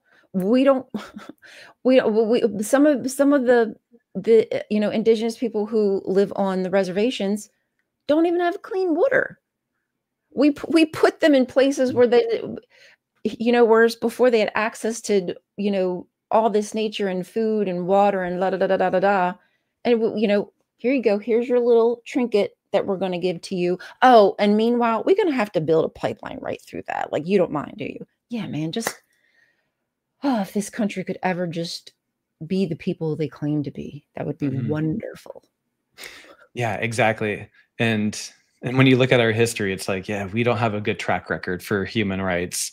Yeah. And that's why I'm saying that earlier about just reading things that you're just not familiar with. Right up here, I just got done reading Malcolm X's autobiography, and he does a great breakdown of, just how, the white man has just gone throughout, all of the world, colonializing it, stealing all of the rare earth minerals and different things like that, and just oppressing, anybody that didn't look like them. And when you look at it, it's like, you can't deny that, and it's continuing to this day. So that's why I recommend just really trying to broaden your horizons and Yeah. and read some good books that, will help you kind of stay woke, because I'm sick and tired of people using woke as a bad thing. It's a great thing. Pejorative. And so, yeah, so when you could see it, you could actually identify it, and then you could kind of fight against it. And I think that's important, because before reading that, I was like, oh no, we used to be good. We used to try to, fight for human rights. And I'm like, well, actually, it was all kind of smoke and mirrors, it was all kind of smoke and mirrors. So indeed, even when, women were fighting for their rights and they finally got them, we didn't care anything about Black people or Indigenous people.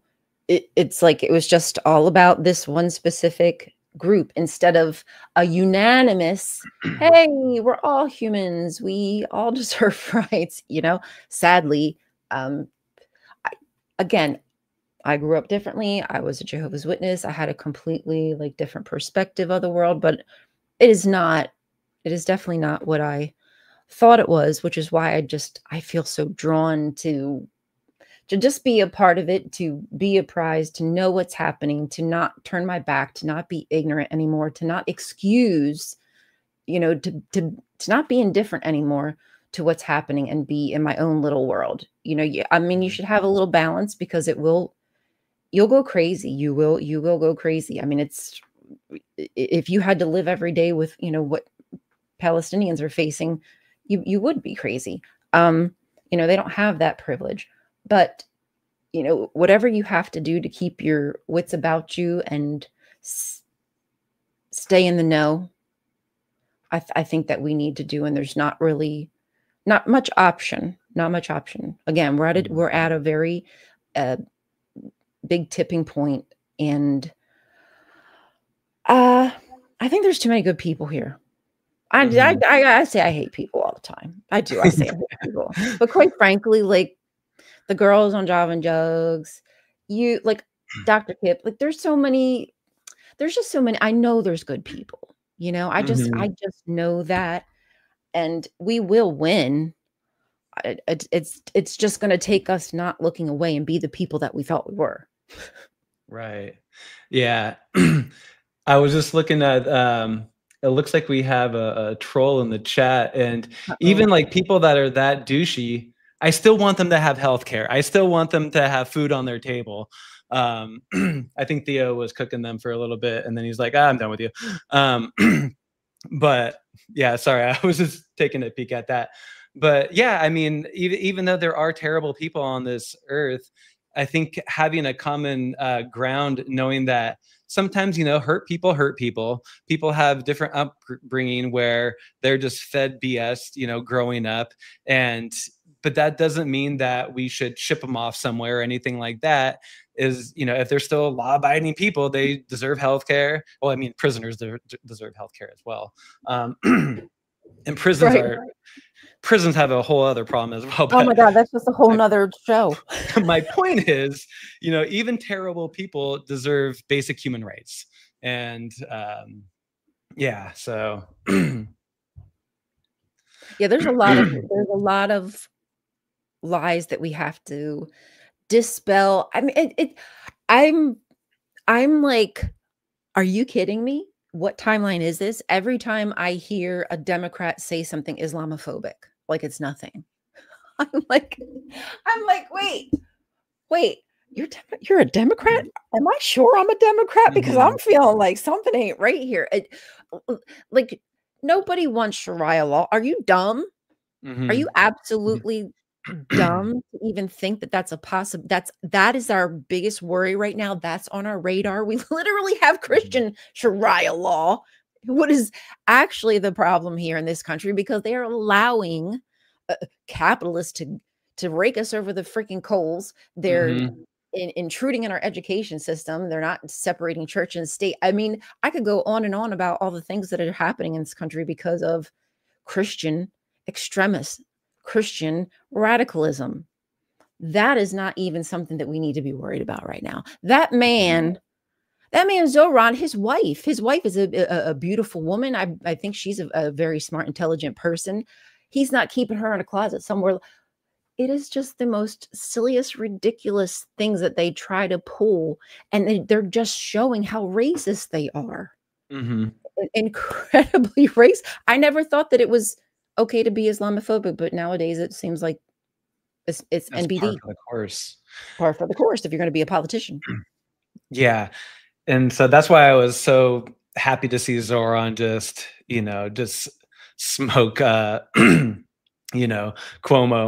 And it just really kind of showed that, Cuomo's, his arguments were so bad and so easy to dissect. And and so seeing an elite like that just get humbled, he probably wouldn't even eat the humble pie. He's probably out there.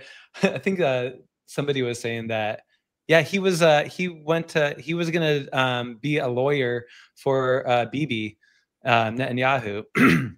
And so I think, he was in one of Bibi's court cases. He volunteered to defend him. So, I mean, that right there, it's like when you want to defend war criminals. That's enough. Any association, like I'm donezo. Any association with Epstein, I'm donezo. The fact that didn't Trump say like the last moment he endorsed Como? I'm pretty sure. So like that right there, the fact that Trump is endorsing a Democrat tells me that I don't want to touch that Democrat with a 10-foot pole. Especially not Cuomo, because I know his hands. He be getting handsy. Yep. Yeah, the similarities between Cuomo and Trump are, I think I've heard people refer to Cuomo as this MAGA light. But he's got plenty of calories in there for he's fattier than you think, and I mean like nutrition wise.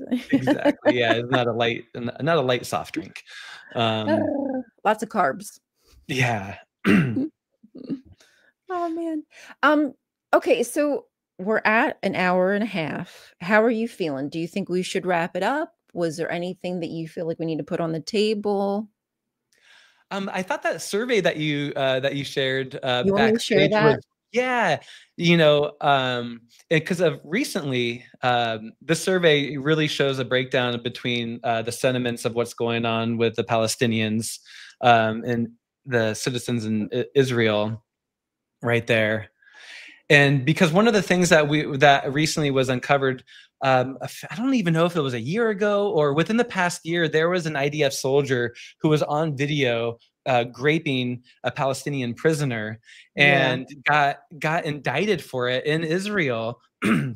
But then there was a mass protest to release him. They were practically rioting. Yeah, saying like, no, it's cool. Grape is fine. And so the Israel government caved and released him, and he would go on television shows with a mask on and his voice trying to hold his but then he became the celebrity, and of recent weeks he finally just took the mask off. And when you hear that, it's just, I mean, I feel really bad for the Jewish folks that are against the atrocities that the IDF are committing, because it's messed up, man. It's really not right. Yeah, because these are the people that they're being lumped with.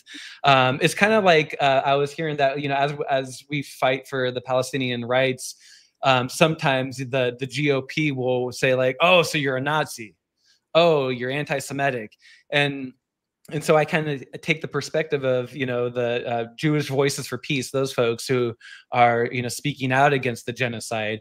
I think about, you know, what they must be going through. And so I think this survey right here really uncovers, you know, kind of what we're up against when it comes to, you know, the folks on the ground in Israel and the citizens of and how they're feeling. And the breakdown and the contrast is just so glaring. Agreed. So this survey was done by the Faculty of Social Sciences in Tel Aviv University. They asked 611 people in Israel, and 506 were Jewish and 105 were Arabs. And they asked them a range of questions to, you know, garner their opinion, like a public opinion on, you know, Palestinians basically in general. And as SoCal Mikey said, as Mikey said, some of the contrast was really, we have a lot to combat is what I'm trying to say, is there's a lot of negativity in Israel, and that's what propaganda gives you, folks. So if we're not careful with the way that Israel is intending to try to ramp up its, you know, media coverage, social media coverage here, propaganda works. It does. Unfortunately, it sadly does work. So it's important that we see these numbers to know what we're up against, what we need to fight when it comes to opinions on, you know, genocide. So this first one, what is your opinion regarding negotiations for peace between Israel and the Palestinian Authority? And as you can see, the majority is very much opposed when it comes to the Israelis that they asked, the Jewish Israelis. 203, not so much. Now over here, over here with the Arabs, there was a higher number, which is good. They were in favor of having negotiations. But I mean, how do you feel about that answer? Is that pretty typical for where you would think they would range, or is that worse than what you thought? You know, at the beginning of like of the genocide, I thought that the citizens of Israel would be more in favor of, you know, that peace and living. But as I started looking into the apartheid state and all the history and then, you know, what Zionism is actually teaching, I'm like, oh yeah, no. And then after they were advocating for the release of that IDF soldier that, you know, did that war crime, I was just like, now it makes more sense. I'm like, okay, I could kind of see that, but yeah, I mean, it's very sad. it is sad, but I think that it's important that we know what the opinion is and what we're working with here. You know, how willing are they to have peace? Is this ever even on the table for them? Mm-hmm. Right? Okay, so do you not believe that negotiations between Israel and the Palestinian Authority will lead to peace between Israel and the Palestinians in the coming years? Okay, so give me a second. I'm going to move this up. So are you optimistic or not, basically? And again, very much disbelief it's taken over here. So not very positive thinking when it comes to the ability to create peace. And okay, so moderately believe, a little apprehension, but moderately believe here on the Arab side. How do you feel about this? Yeah, and I understand the skepticism and pessimism from the Arabs, because I mean, when you look at the funding sources of, you know, Trump with Miriam Adelson and Sheldon Allison, I believe they give it anywhere between $200 and $300 million. And one of the stipulations that was uncovered was that that he would first, in the first administration, it was moving the embassy to Jerusalem. That was the big, reason, the quid pro quo there. And in this administration, it's more so to completely just take over the West Bank. And so I think, when knowing that you have the backing of the U.S. or the backing of the U.S. is fully behind Israel, and the billionaires who have been contributing to their ability to do it, and we have them, and the U.S. has the means to do it. I understand how they would not believe that, what the question was asking, that the negotiations would render peace out there. And I think I understand why they would hope. I'm sure if they would really hope it would, but yeah, I think just that who's backing the Palestinians, where's their funding source in terms of advocating on the political stage, and having the backings of other countries. And Saudi Arabia is, I think they're now in negotiations with Trump to get fighter jet planes and different things like that. And so there's going to be stipulations that come with that as well. Jordan's already taken so many Palestinians as well. But the Palestinians, they want to stay on their land. They want to be there. They want to live in dignity. And it's, and the Zionists, they see the greater Israel as the goal. And as we saw in the Old Testament, if you're in their way, they're just going to plow right through you and not have any regards for human rights in the process. And we've seen that with how many times they've, broken the peace, the ceasefire, not only with the ceasefire with Palestinians that they broke, 107 times, but I think over 1,000 times that they had the ceasefire with Lebanon. They've already bombed Syria. Yeah. The only people that stood up for the Palestinians is the Houthis. They're the only people that did it, and they actually were quite with it as well. And so, it kind of breaks my heart that that's the only other outside group that actually got the backs of the Palestinians in their time. They went hard. And they suffered, they suffered a lot of, and still probably been getting bombed because of it, sadly. So it just breaks my heart that there's not any other actual international communities or other countries that are willing to step up other than just words. And also too, Dr. Kit, we all, if it's not clear here, that we all understand that this is just taking religion and using it as a way to, like a ploy. It's just part of their propaganda. I know that, for Judaism, there's a complete difference on how the Bible is used versus what we're seeing extremists do. And it's the same with Christianity. It's this, they're taking the extremes. Not all Christians are jerks, even though sometimes I get on my nerves. That's just the unfortunate situation is people are using religion because they know they can shield themselves with it. 100%. Yeah, Kip, 100%. I was referring to it more as a playbook, as a playbook for how they want to. Exactly.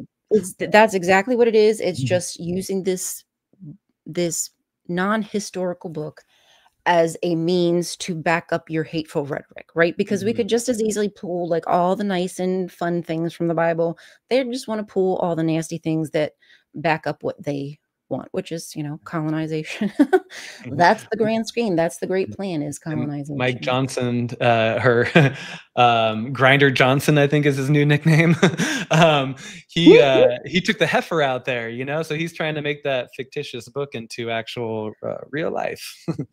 And that's like the third temple Judaism. Is that what they're calling it? I don't know. Third temple, whatever it is. It's extremism. It is just that's all it is. It's propping up your beliefs with a religion just so that way nobody can say none. Okay, so number 3 says, in your opinion, what is the position among Jews, Palestinians regarding peace negotiations between Israel and the Palestinian Authority? Each group was asked about the opinion of okay, so basically they're asking, the Jews what they think the Palestinians think about peaceful negotiations. So what's the opinion of the other? So it seems as though they think that Palestinians are opposed, which is, again, that's just so completely outrageous. It's not the truth. Every Palestinian I've ever talked to just wants to live peacefully. That's all they've ever asked for, quite frankly. How do you feel about that? Yeah, and I think that, I mean, because the Palestinian Authority are they're the ones that govern the West Bank, and we've seen kind of what's going on with the West Bank. So, um, Annexing. They're trying exa- to annex the entire West Bank now. mhm. Yeah, and Trump's, given, Bibi the green light because, he's been paid to do so by the Adelsons. But I think that, you know, because the alternative is Hamas, right? Hamas was, governing Gaza, and so they try to blanket the whole thing. So, but when this is an interesting question, but yeah, I mean, I think that the Jews are just always going to be opposed to anything that has to do with living in solidarity with the Palestinians, unless unless the narrative drastically shifts. It's shown that under Bibi's administration, he's successfully captured the narrative of at least the people out there in Israel to not want to have anything to do with the Palestinians. And Ben Gavir, Smotrich, and all those folks out there are continuing to spread their hate through the Israeli media. And I think he's been successful out there. And as we've talked about today, he's having less success out here, although he's continuing to try. So, I mean, it doesn't surprise me that they're very much opposed. But Yeah. Well, and to be fair, I mean, when you look at the numbers here, oopsie, just down the center here with the Arabs' opinion, theirs were kind of mid. They weren't even sure themselves, which I found. I don't know. I felt like that would have been higher, but yeah. apparently, And they may not. have some skepticism with the effectiveness of the Palestinian Authority as well. Yeah, and there's a whole that's a whole Mhm. nother topic to Right. even Kinda talk about, really. trying to find their Nelson Mandela. Mm. Well, there is I know that there's one man, I can't remember his name, but they call him like the Palestinian Nelson Mandela, and I he's think he's in jail, currently, right? He's in. yeah, he's being Yeah. tortured, and Mhm. it's really, I mean, it's here's maybe the time where they could have like some peaceful talks with somebody that, everybody looks up to or whatever, and Yeah. I don't know, I just Mhm. eek, frustrating. Okay, so in your opinion, I just honestly hate how they're doing this choose Right. Palestine. I'm sorry, it's just really annoying me. I really just wish they would do Israel, Palestine, Israelis, Palestinians. Mhm. This is again, I just feel like this shit is intentional. Anyway, believe or Yeah. disbelieve that negotiations between Israel and the Palestinian Authority, because see, look right here in your questions, you're talking about Israel, but then here Right. it's conflating that just means Jewish people. Mhm. Fucking hell, you can't get like they want you to fuck it up. Is really what they're doing. Mhm. Okay, I'll start over. In your opinion, do Jews, Palestinians believe or disbelieve that negotiations between Israel and the Palestinian Authority will lead to peace between Israel and the Palestinians in the coming group? Okay, so here we are again. We're asking what one group thinks about the other group. Mhm. Okay, again, very much disbelieve, Mhm. and honestly, again, pretty mid for Arab opinion as well. Right. Moderately disbelieve that there can be peaceful negotiations. Mhm. Boo! Yeah. I think just with the last, couple of years, it's really grown the skepticism that there is a likelihood in the future, which is terrible. It's really sad that, if the folks that are, more directly involved don't have much hope, sometimes that comes to fruition, unfortunately. I mean, that's not a good sign, because Mhm. if you have hope, then I think people lean into hope, or at Yeah. least I do as a human. I lean into hope. Mhm. Um, so the fact that they feel like there's no opportunity there, Mm-hmm. why would you pursue it? They don't think that's a road that's going to lead to anywhere. It's just going to be a waste of their time.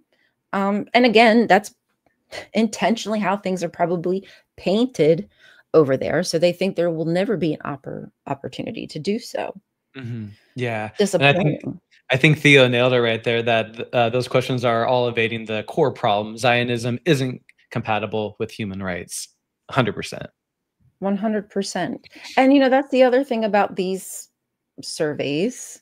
The questions are very pointed. They ask a very specific thing. It's just the way that they word them sometimes. So that can play into how the answers turn out as well. There's always a way that they can skew shit, Oh if you yeah. know what I mean. Okay, so let's move on to this. Regarding each of the following solutions to the Israeli-Palestinian conflict, please state to what extent you support or oppose each of them. Okay, so do you do you oppose or support the creation of an independent Palestinian state alongside the state of Israel? So again, we got the very much opposed high ranking here. And Mhm. surprisingly, here we go. We finally have a turn. We have a little bit of a turn here Yeah. with very much supporting the creation of an independent Palestinian state. Yeah.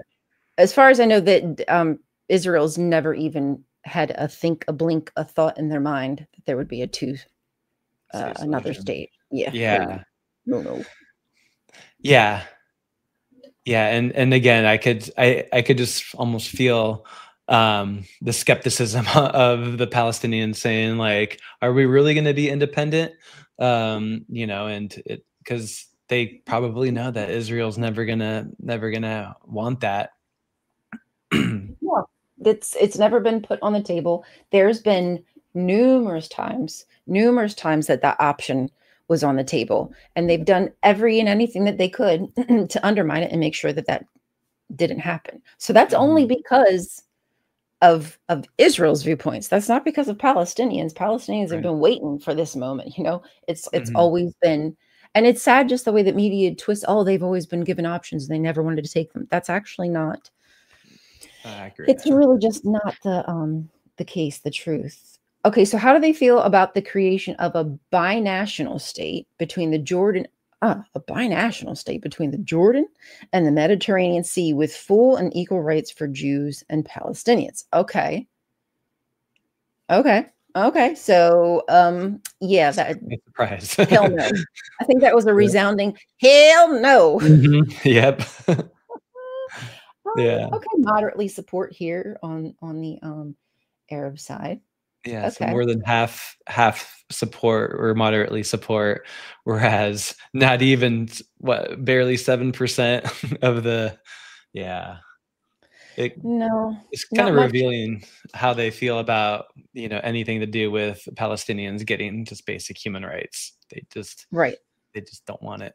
That's kind of what I'm gathering with all these questions combined. It's just sad that they don't even see it as a possibility on their radar that they could live one day in peace. Mhm. And why wouldn't you want that for your children? Yeah. Okay, so annexation of the occupied territories and the creation of one state under Israeli rule with limited rights for Palestinians. Um, Huh. okay, so annexation of the occupied territories and the creation of one state under Israeli rule with They're almost limited. there. I mean, They're isn't that? I thought that's that kind of kind what of, they're seems like they're doing right now, is yeah, they wanna maybe that's occupy why I'm Gaza confused. and settle in the West Bank as well, and yeah, so you could see that nearly half, oh no, that's like what, 37% almost, moderately or very much support it on the Jewish side. And then the very much opposed. I mean, we don't know why they're opposed. That's what Yeah, again the thing. We don't know why they're opposed. It might right, be they because might for the wrong because reasons, right? yeah, right. All exactly all Yeah, wrong reasons. So it's a little difficult, and some of these surveys are mhm, lacking. So as far as continuing the existing situation, I would have thought everybody would be like, hell no, what's happening now? Can we please just not have it happen? And no, I don't know. How do you feel? Yeah, I mean, you would think that basically I think at the very beginning, Biden, I mean, awful, that he just allowed it to happen. But there was like I think one time that he said, I hope they would, see that what happened with Iraq and Afghanistan, that they would learn from our mistakes, as he continued to write the checks and allowed them to continue the genocide. But you would think that, a lot of the citizens would say like, hey, we're getting the rest of the world to hate us. That's not going to make us safer in the long run. And that this course of action is going to lead to, us not being in a better place, so that you would think that they would want to not go through and continue what is going on. But yeah, those numbers are kind of wild, how they're all over the map. Yeah, and public opinion is really shifting. I mean, I wish far more people were on board. I think some people just want to be contrary, quite frankly, and they've made their choice, and they're going to stick with that choice, whatever it is, even if it ends up, bad, just because they're that stubborn. Yeah, continuing the existing situation with the way the tide is turning, it's not good. There's gonna be a lot of work that has to be done. I don't know how. I have no idea how you even address this kind of situation when it comes to like the way they've been indoctrinated. Right. Basically, it's just been indoctrination to believe all this stuff, to believe all these nasty things. Yeah. I don't know how that will be accomplished, but I'm still hopeful. Okay, so which of these solutions do you believe has the best chance of being achieved in the foreseeable future? So creation of an independent Palestinian state alongside Israel. So do we think that that's achievable? Wow, so 10% said not so much. Not so much, creating an independent state, whereas almost practically half said that has a really good chance. But majority support the annexation of the territories and creation of one state under Israeli rule with limited rights to Palestine. I mean, that's practically what's going on now. Right. Yeah. So it's almost like they're happy with the current situation. Yeah. Really is what it seems like. Do you have anything else to add there? No. Yeah. It's just, this poll is just, all the questions it's pretty revealing. I mean, we kind of had already insight to with some of the news stories that how they kind of feel.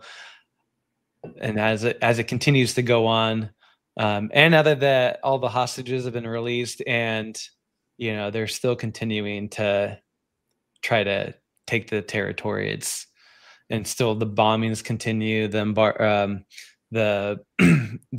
food and medicine's not getting in, and when it is, they're price gouging it so that way the Palestinians can't afford it. The market's screwed. I mean, the market's been effed for a very, very long time there, unfortunately. Yeah.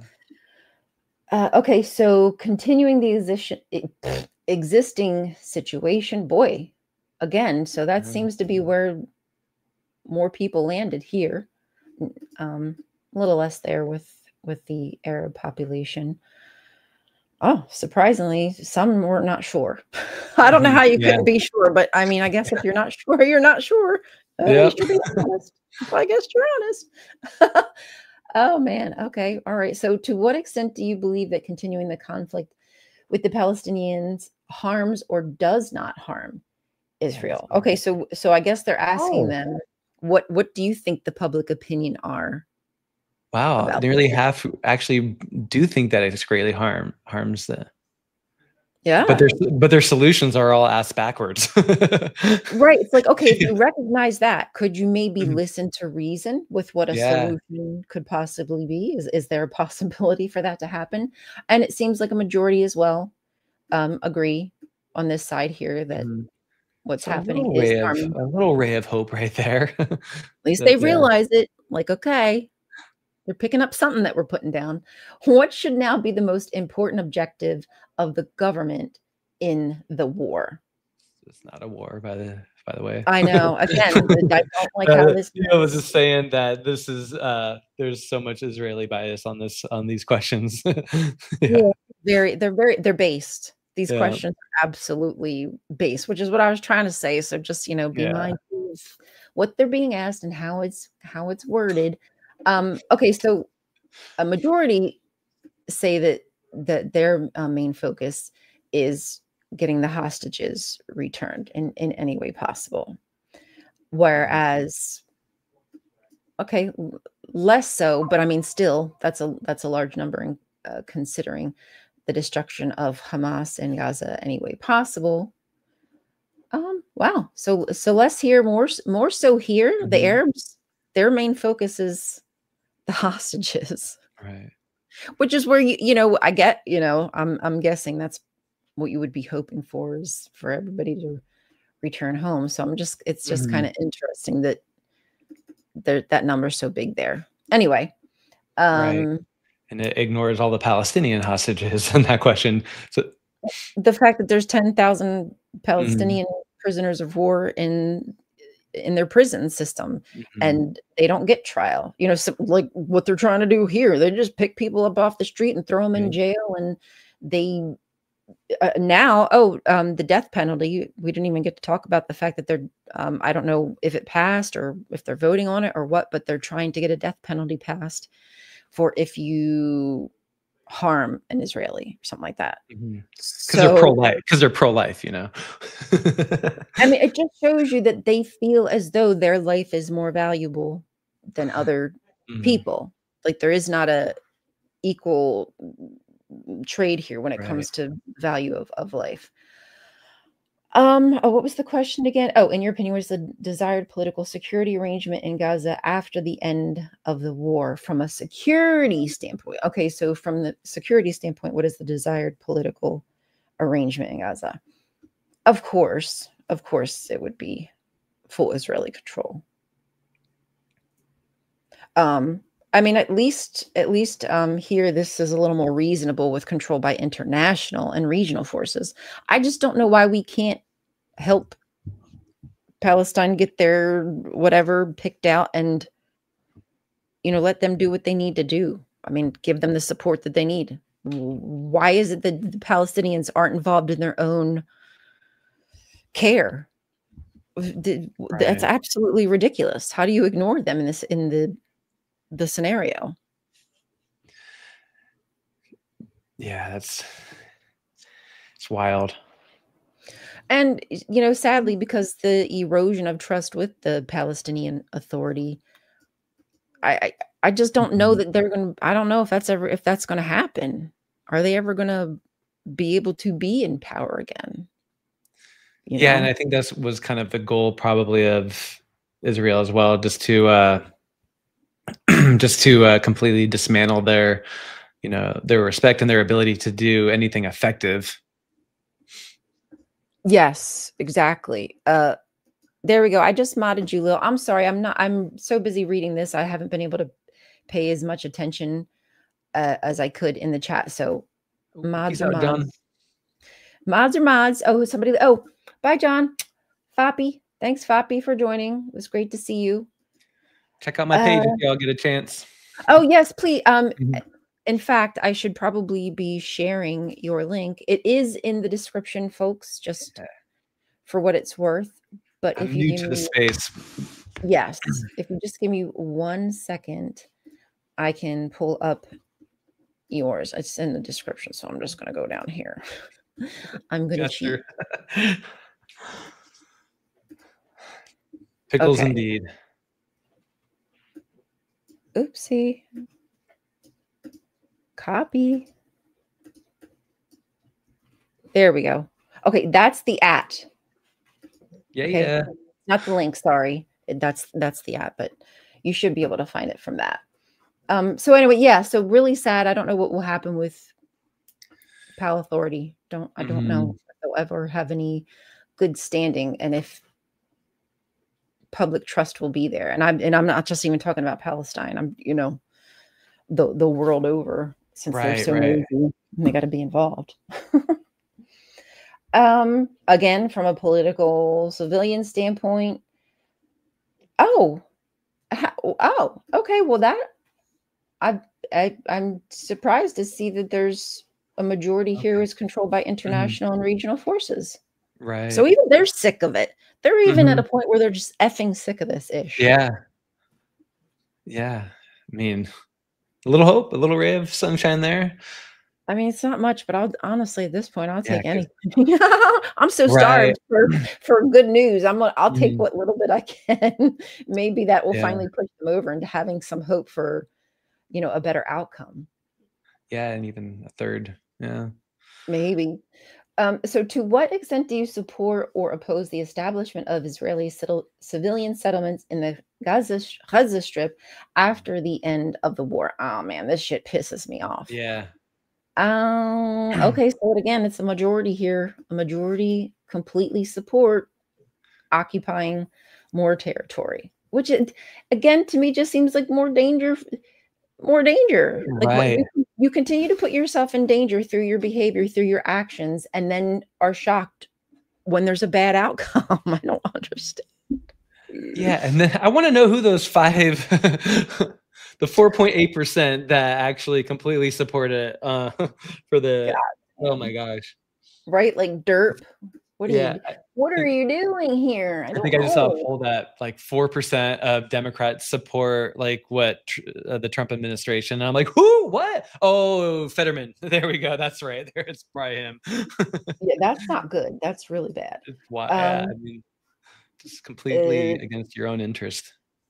my goodness, you ain't kidding. Yeah, so Oh, did we? Oh, okay, because we already saw the basically up there. Okay, so some are completely opposed. That's not a bad number, but ugh, not enough. Not enough. Too many mhm. support it. To what extent do you support or oppose the following measures? Israel providing incentives that would lead to voluntary departure of Palestinians from the Gaza Strip to other countries. Man, Mhm. god damn, that's too sad. Force it's expulsion is expulsion is expulsion. Yeah, and I think that's what they're kind of starting to do right now as part of their plan. It absolutely is. And again, an overwhelming, I mean, not overwhelming, but I would say a large majority here Mhm. support. Whereas, okay, less so on the Arab Israeli side. That's Mhm. good. But still, if they don't see them as deserving their own, and as we've said, I think we both kind of agree it should be one. It just needs to be one nation, all Mhm. equal, like equal society who lives Yep. there, all have equal rights. Nobody should get special treatment. That's kind of weird, not very humanist. Yep. Um, Israel evacuating Palestinians from the Gaza Strip, even by force and military means, to other countries. Let's see here. Okay, Literal yeah. definition of ethnic cleansing, if I'm not mistaken. Yeah, and again, we have a majority support here. Oh, yeah, And well over 50% somewhat or even strongly. Wow. yeah, I mean, we've got a strongly oppose higher on the over here on this Here's the end. 7.6% that strongly support this from the right. Oh my It's gosh. like, damn. So, like, that's where I get my a little skeptical about these polls. I'm like, "Who are you asking?" I know. I mean, it is such a Yeah, small number. a It was very only small sample 600 size, and yeah. yeah, it's a very small sample size, so we have to remember that as well. But still, not as delightful answers as I would have hoped. Okay, if Palestinians leave the Gaza Strip for other countries, to what extent do you think Israel should or should not allow their return to Gaza after its rehabilitation? So, are they going to have a right to return to their Right. homeland? And this is where Trump actually said, "No, they're not gonna be returning. Look, They will not enjoy the Trump Plaza on the Gaza Strip." damn, man, with his, Yeah, look at that sad. iconic statue, gold statue there, Oh, right? Ugh. Okay, so majority says no. It's not happening. Not happening. Not coming back, Jack. So the means with which they expel them, they won't be returning. Once you're gone, you're done. You are cleansed. Yeah, that's what that is. Mm-hmm. Call it what it is. Call a duck a duck. Yeah. Okay, so not too bad. They think that the side feels like majority feels like they should return. Yeah, still not great. To what extent do you think Jews, Palestinians support or oppose the following steps? Each group was asked about the opinion of the other. Okay, so what does the other think? Providing incentives by Israel that would lead to voluntary departure of Palestinians from the Gaza Strip to other countries. I think they're probably kind of right that they would strongly oppose. Mm-hmm. Yeah. I think they were right on that they Yep. they don't want to so they know they don't want to leave their land. That's obvious. Mm-hmm. Yep. Oh gosh. Okay, evacuation of Palestinians from the Gaza Strip by Israel, even by force and military means, to other countries. Oh, so they know that they probably wouldn't support it. And, okay. Yeah.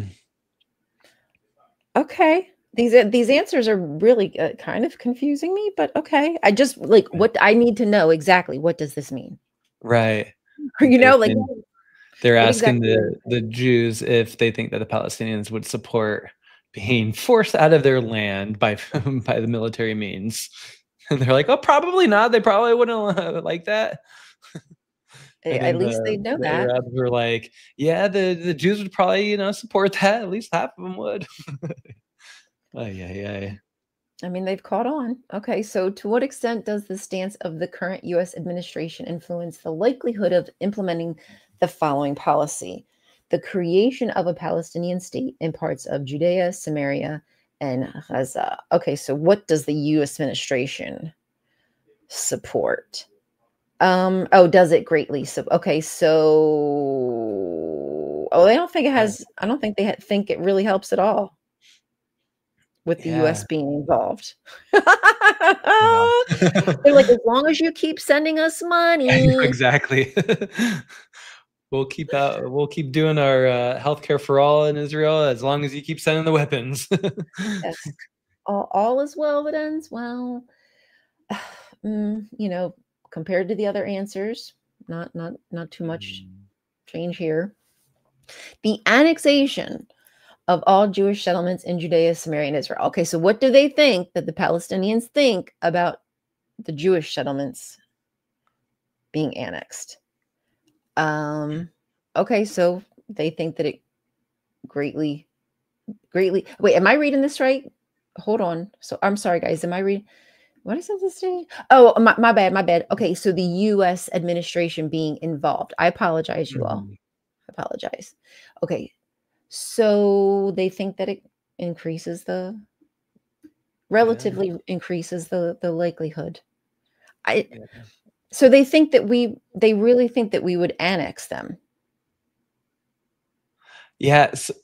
Yeah, it looks like that we wouldn't let them create those settlements in the greater Israel.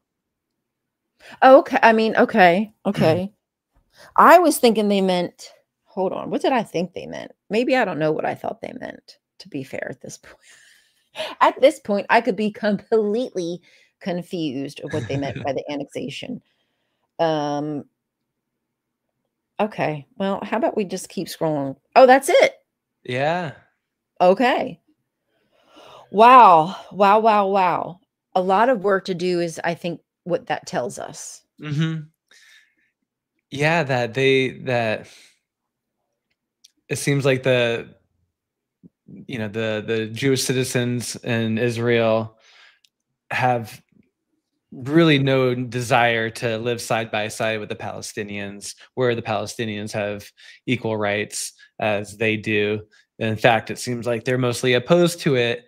And, it seems like the Palestinians would be down, but they're quite pessimistic that it will ever happen. Is kind of what I got from that. What about Yeah. you? Well, I think that it tells us what most of us probably knew Already, who've been yeah. paying attention, really.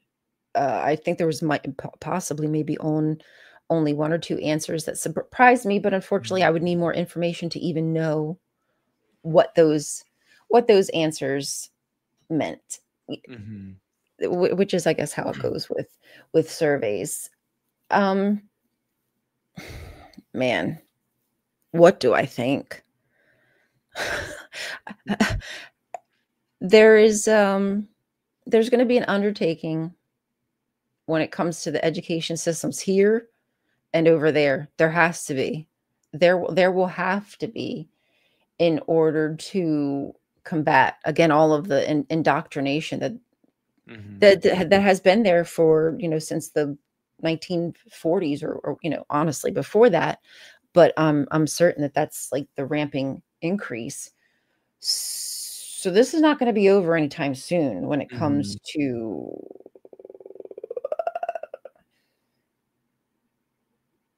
what am I trying to say? I think how they actually feel. Like, of course, over time you might feel shame and like it starts to hit you, but I don't think that we're anywhere near that point. So we've got a long while out and a lot of work to do, and how that undertaking will happen, I certainly don't know, but it needs to be done here. It needs to be done here, and with that money, with all that money, we really could do so. Yeah. Mm, ugh, I don't know. Yeah, I think without, I mean, if international law was upheld, I think we would probably get there a lot quicker. But we've seen that the likelihood of money in politics and our Congress people just capitulating to the APAC, APAC tracker. If you guys haven't followed it, you've probably seen them post the APAC contributions. I know, I Yeah, think on Twitter, at least the APAC trackers, it's really helpful to kind of know, like, oh, that's why they're doing it. Oh, that's why Akeem Jeffries wouldn't endorse Zoran. Oh, that's why. But if we got the money out of politics and people are actually like, okay, well, now I don't need to worry about that portion of it to fund my campaign, and I could actually say what I feel. And yeah, children being sniped, yeah, that's not a good thing. I'm going to actually speak out against that. Oh, starving people, using it as a form of collective punishment, yeah, not so good. I'm not going to support that. Then we would have quicker change, I think. But without international law and with politicians being bought and paid for, it's going to be a slow movement to get any effective change. But if other international or other countries actually stepped up and did aren't or I mean, it's pretty much what England and U.S. that are providing arms. But if they just did a trade embargo and just started blocking out their trade with Israel, that could actually have some. And that's what I think the Houthis were trying to do, and saying like, no, you shall not pass. And exactly. and that was actually quite effective. And then once the first ceasefire happened, boom, the Houthis stopped, and that they actually said what they meant and meant what they said. And so I think things like that. But yeah, money out of politics and international law. I think those are the two things that are just missing from this equation that could make more rapid change. And without it, it's just going to be a long history judging us for what is being allowed. Exactly. Yes. I think that we have a long road ahead of us. I think majority of us are willing to do the work. We want to get there. This is what we want. We want to be in a better place. We don't want to witness these horrible crimes being committed Mhm. in front of our faces. I want a better life for my kids, man. I want a viable world. I don't want them to worry if they're going to have clean water when they have babies and they need to feed. It's a world that I'm hopeful for, and I'm willing to do the work. I just need to know that my government supports that vision, Right. and will listen to international law. I want to know that wherever I go, that there is a baseline, of safety, and the United States of America has no right no right, not only to do that to their own people, but do that to anybody in the rest of the world. Have some Yeah. dignity and uphold the law as you claim to be a country of law. Yep, 100%. Yeah. Oh, Well, yeah. I think this was an excellent conversation. Definitely. And I love talking to you, Mikey. I'm so glad we got to do this. Feeling is mutual. Yeah. We'll have to do this more often, maybe if you're able to. Absolutely. And because again, there's just so much happening, and you know, And I then got we a could lot. have like a show that's more maybe like an hour more reasonable. Yep, I know. I have a lot to say, and yeah, I love I all do topics too. too. We So didn't even talk about half the like, but again, we could go on for all day. So maybe that's what we'll have to do is just talk about this a make it little a more. regular thing. Yeah, I am down, and I love seeing so many people in the chat. It's so cool. And Yes. Thank you to everybody here for supporting us. Thank you to Jester. And hold on, somebody else sent us. Oh, Jester, you sent us too. I just want to thank you for your loving support and your friendship and the open discussions and hearing me out and correcting me when I'm wrong. And I love it. I love this community.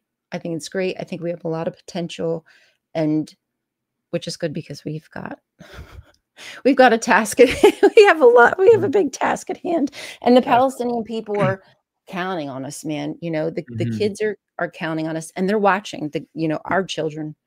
They're watching our moves. They're watching what we're doing, just like we watched our parents and we asked them questions. They're going to do the same to us, and history will come calling. So again, be the person that you thought you were. Be the good person you thought you were. Jester, I hope you find your pickles. Hold on, you guys. Let me see if I can. Oh, Pickle's your dog, right? Oh my gosh. I was thinking like Pickle Rick. There's like a fad right now for like kids like liking pickles. I totally forgot your dog's name, Pickles. Now I feel foolish. Oh no. What's up, Pickles?